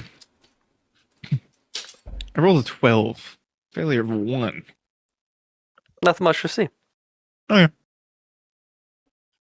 Enough hours pass that eventually some of you begin to doze off under the stars. And then all of you. No. Well, then- Unless You were Rogue not rolls blind. Insomnia. Unless Rogue rolls insomnia. Oh no, he already passed, so he has to wait until Oh, the great next trade. episode hits. What if which I? is an what unknown number known only to me. What if I don't want to sleep? What if I want to stay awake? Yeah, you can do that. You want me to roll, Will? Sure. Yeah, cool. Thanks. Alan, we are so fucked. I rolled a 7 out of 15. Success Just of wait for you 8. to say 17. I was gonna fucking tweak out. You fall asleep really hard, bro. Yeah, Pierre, you stay awake and you quickly realize that it seems that the rest of your party has fallen asleep, except for you. I'm content with this. I'll keep them safe. And you keep staring at the stars. Tariq, Yes. Roll nightmares.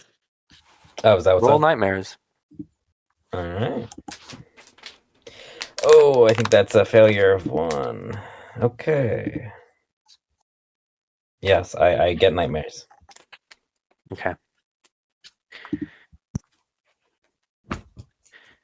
You dream of a lone gray mountain standing tall in the desert.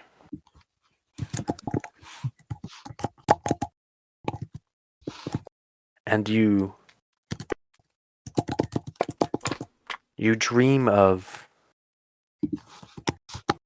water falling on your face. And you see gray storm clouds above you. And when you look up, you see all of the sky over the desert has turned to gray. And water is falling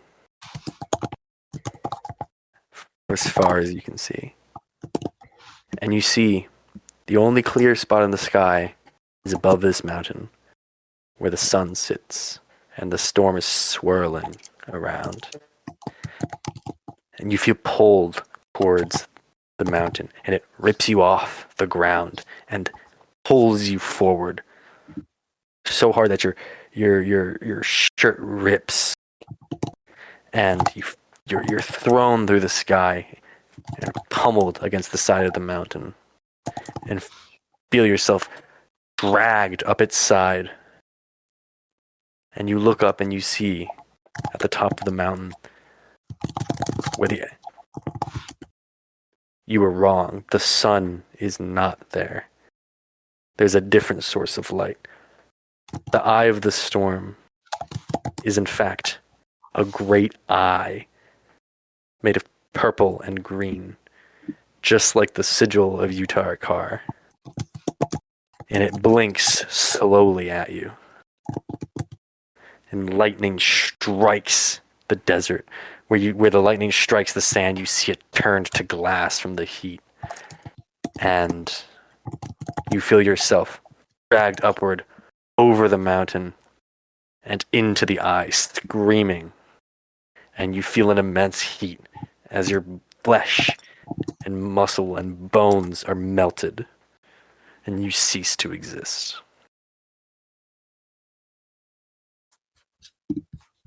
Chill. And your eyes softly flicker open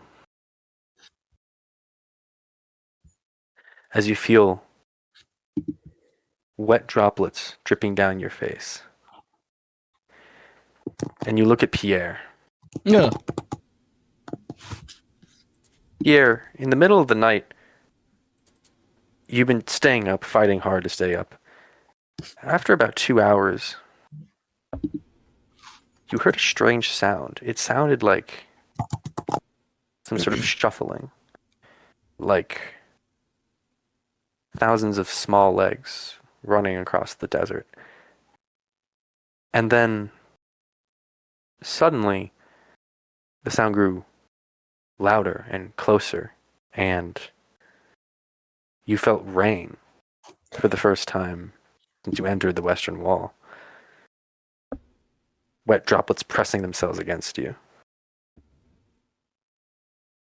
Holy shit! I wake everyone up immediately! What the fuck? Tariq, you awake to Pierre yelling as well as being rained on. Madori has blessed us! Rain in the desert! Unthinkable! Fill the water bottles and the water skins or whatever. It's actually acid rain. We're slowly burning away. You all expect the worst of me. Pierre widens his arms and closes his eyes and lets the rain just hit his body. How is it like a hard rain or like a drizzle? It's a hard rain. Oh yeah, he's letting that shit hit him, letting that shit take him. And you see all of the sand underneath you has been darkened by the water as the desert drinks the rain. And at the bottom of this pit, a small little puddle of water begins to form as water slides down from the sand into the pit. I look to Graham as he's awakening. Graham, I told you the springs I was talking about. There clearly we can have some. A little bit of Graham these. emerges from his tent and looks around bewildered. Is this what you prayed for? I prayed for our survival, and we have been given it. Well, perhaps it was you. Perhaps it was me. Perhaps my gods do wander these lands. This is exactly what I asked for. More water. And you see he hastily begins opening up all of his empty water skins and jugs and whatnot and begins filling them all up. Using the rainwater. I'm gonna taste some of the rainwater. Maybe I'll cut my hands to drink it or whatever. Mm-hmm. But I'll taste some of it. Tastes like water. It's pretty good. Oh yeah, I wasn't wondering if it tasted like water. Come on. No, I'm just letting you know. Roll dreaming, Tariq. Oh, okay. So let's say dreaming +2. Let me remember what my dreaming skill is. 1 sec. Oh, don't worry, I got it. It's level 11. Oh, thank you. Bro's been thinking about that for a little bit.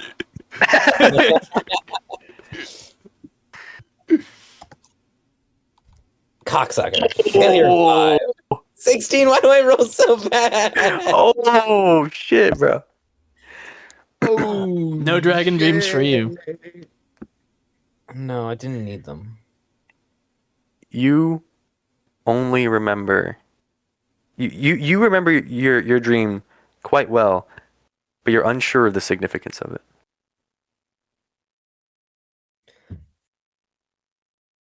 Oh yeah. I'm not complaining. I'm finally getting a shower. That imagery was relatively significant. But okay. All right.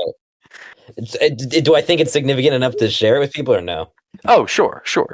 Yeah, I mean, I'll do that. yeah, you can share your dreams. I'll It was definitely a weird describe dream. Also, rope I'll roll describe nightmares. Just I'm not gonna roleplay, but just to know. What? Wow, okay. Special treatment. Who? What? Sorry. Yeah, special treatment.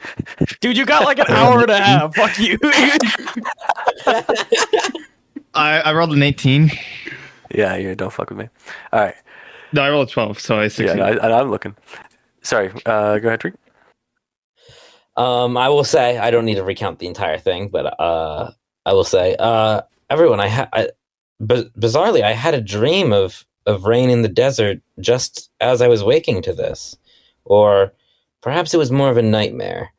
I can't really grasp all the details, but I remember there was water falling on my face. There were gray storm clouds above the whole desert, but one mountain, and then I don't need to describe every single thing, but he describes that there was the one mountain. He was pulled towards the mountain, and then the giant eye that he thought was the sun was just the eye of Madhari or of something, and that I died at the end. And then right after that, I woke up and there was rain on my face in the real world too.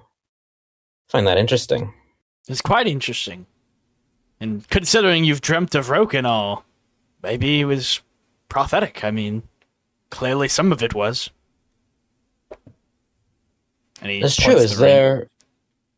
That's true. I'll look around. I assume it's it's still night, right? So it's dark. Yep.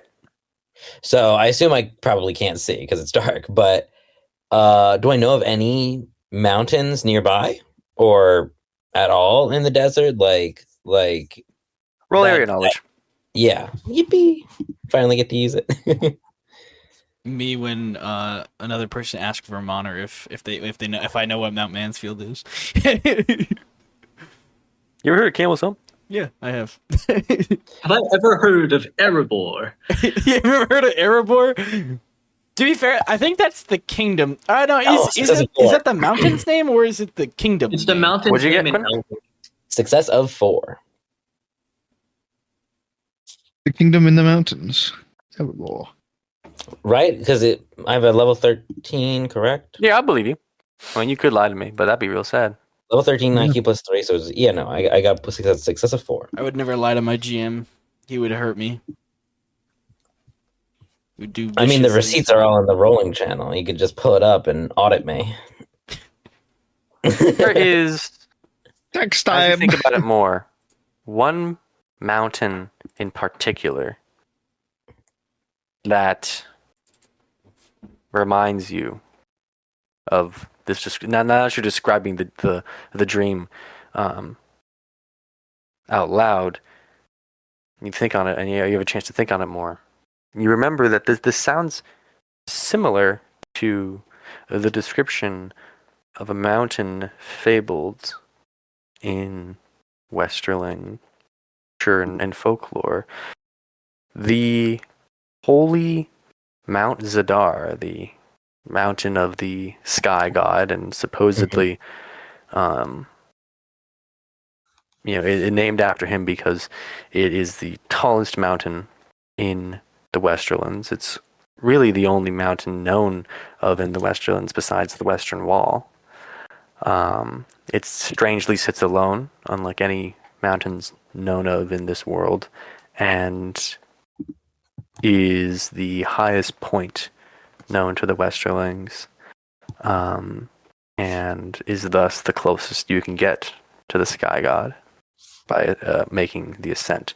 It's a holy and sacred place, right? And the Westerlings thus have always maintained the tradition of never mining it, never extracting resources from it, never touching it, and even ascending it is a quest only for those who are deemed worthy by the gods. Right. which I'd say we have been. I know a pair of That's individuals who fit that bill. Yeah. And it is conveniently at the speed of, or by way of the camel, it is probably another 7 to 10 days southward of you.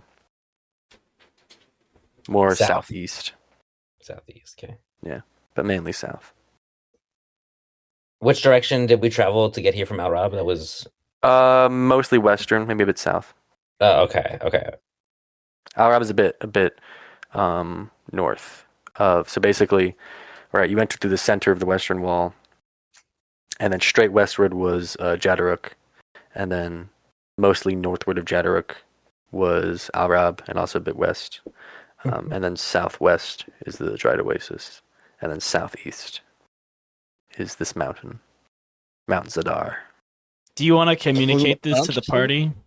Yes, I do. I communicate all that to the party, and at the end, I say, "I am hopeful that this is our destination because Zadar is the god of the sky, but she is known as the great mediator." Wait, Jack, you said he is. Did Susie write the wrong pronouns or? Oh, that's me. I misremembered Zadar. Yeah, Zadar's a woman. Oh, good.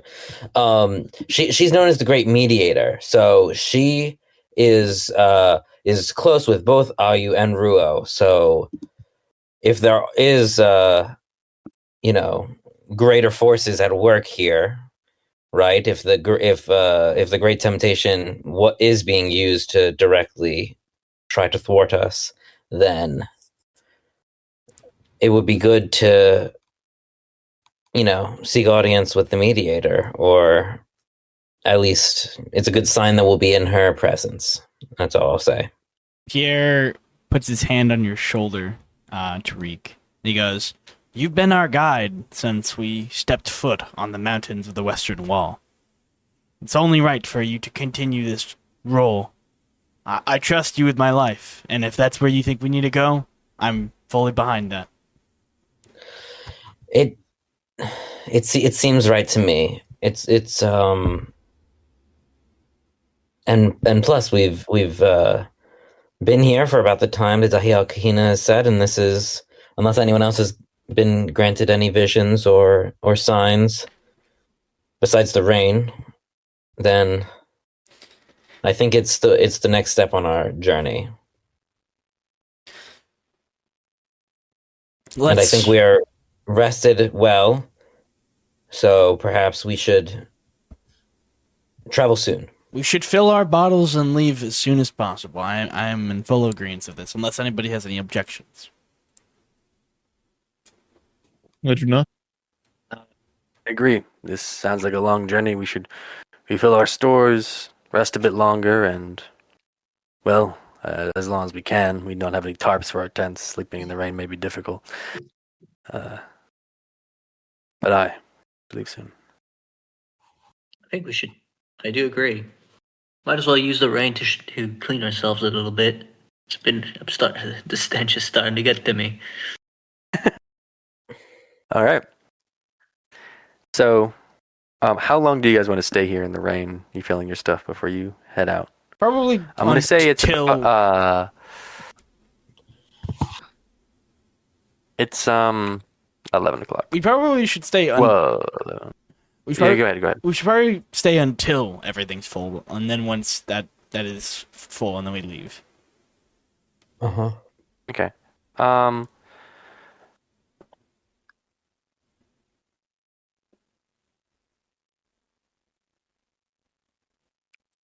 Say it takes 4 hours.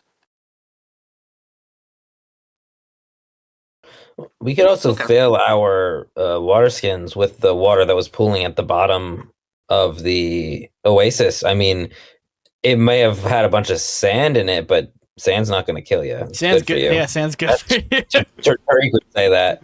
Tariq would firmly say that. It's full of yummy minerals. Yeah. Yeah. So 4 hours pass as all of your stores are refilled, and you scoop some water out from the bottom of the oasis, which is rather quickly refilling. And once you've recollected your things, you get on your camels and begin riding southward to Mount Zadar. Everybody, let's do one riding roll. All right. Singular one for everyone. I rolled an 11. That's a success of 3. I rolled a 6. A success. Is it still the +4 or +5? 6. Yeah, Success sorry, it's means- camel riding +6. Wait, so Success well- of like 2, maybe 3.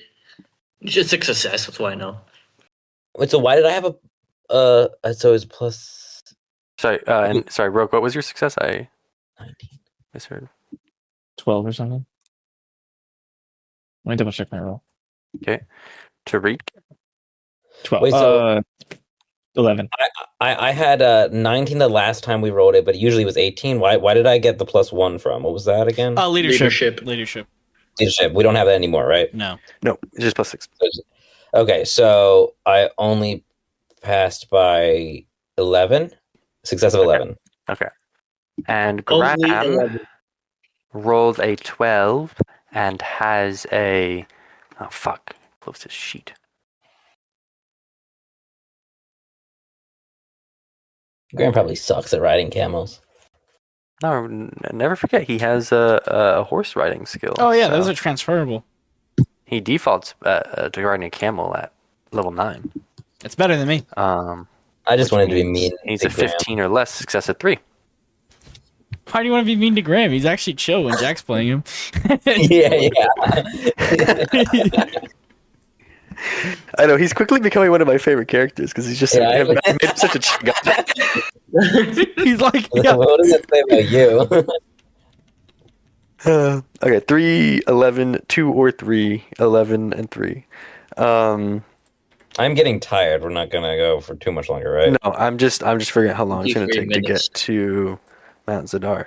You guys ride southward for, I'm going to say 8 days. Southeast. And Oh. on the morning of September 18th, day, oh god, what's 1 to 12? 11. 9 plus 8 is 17, right? Yeah. Oh, I see. We were on day 8. Okay. Or day 108.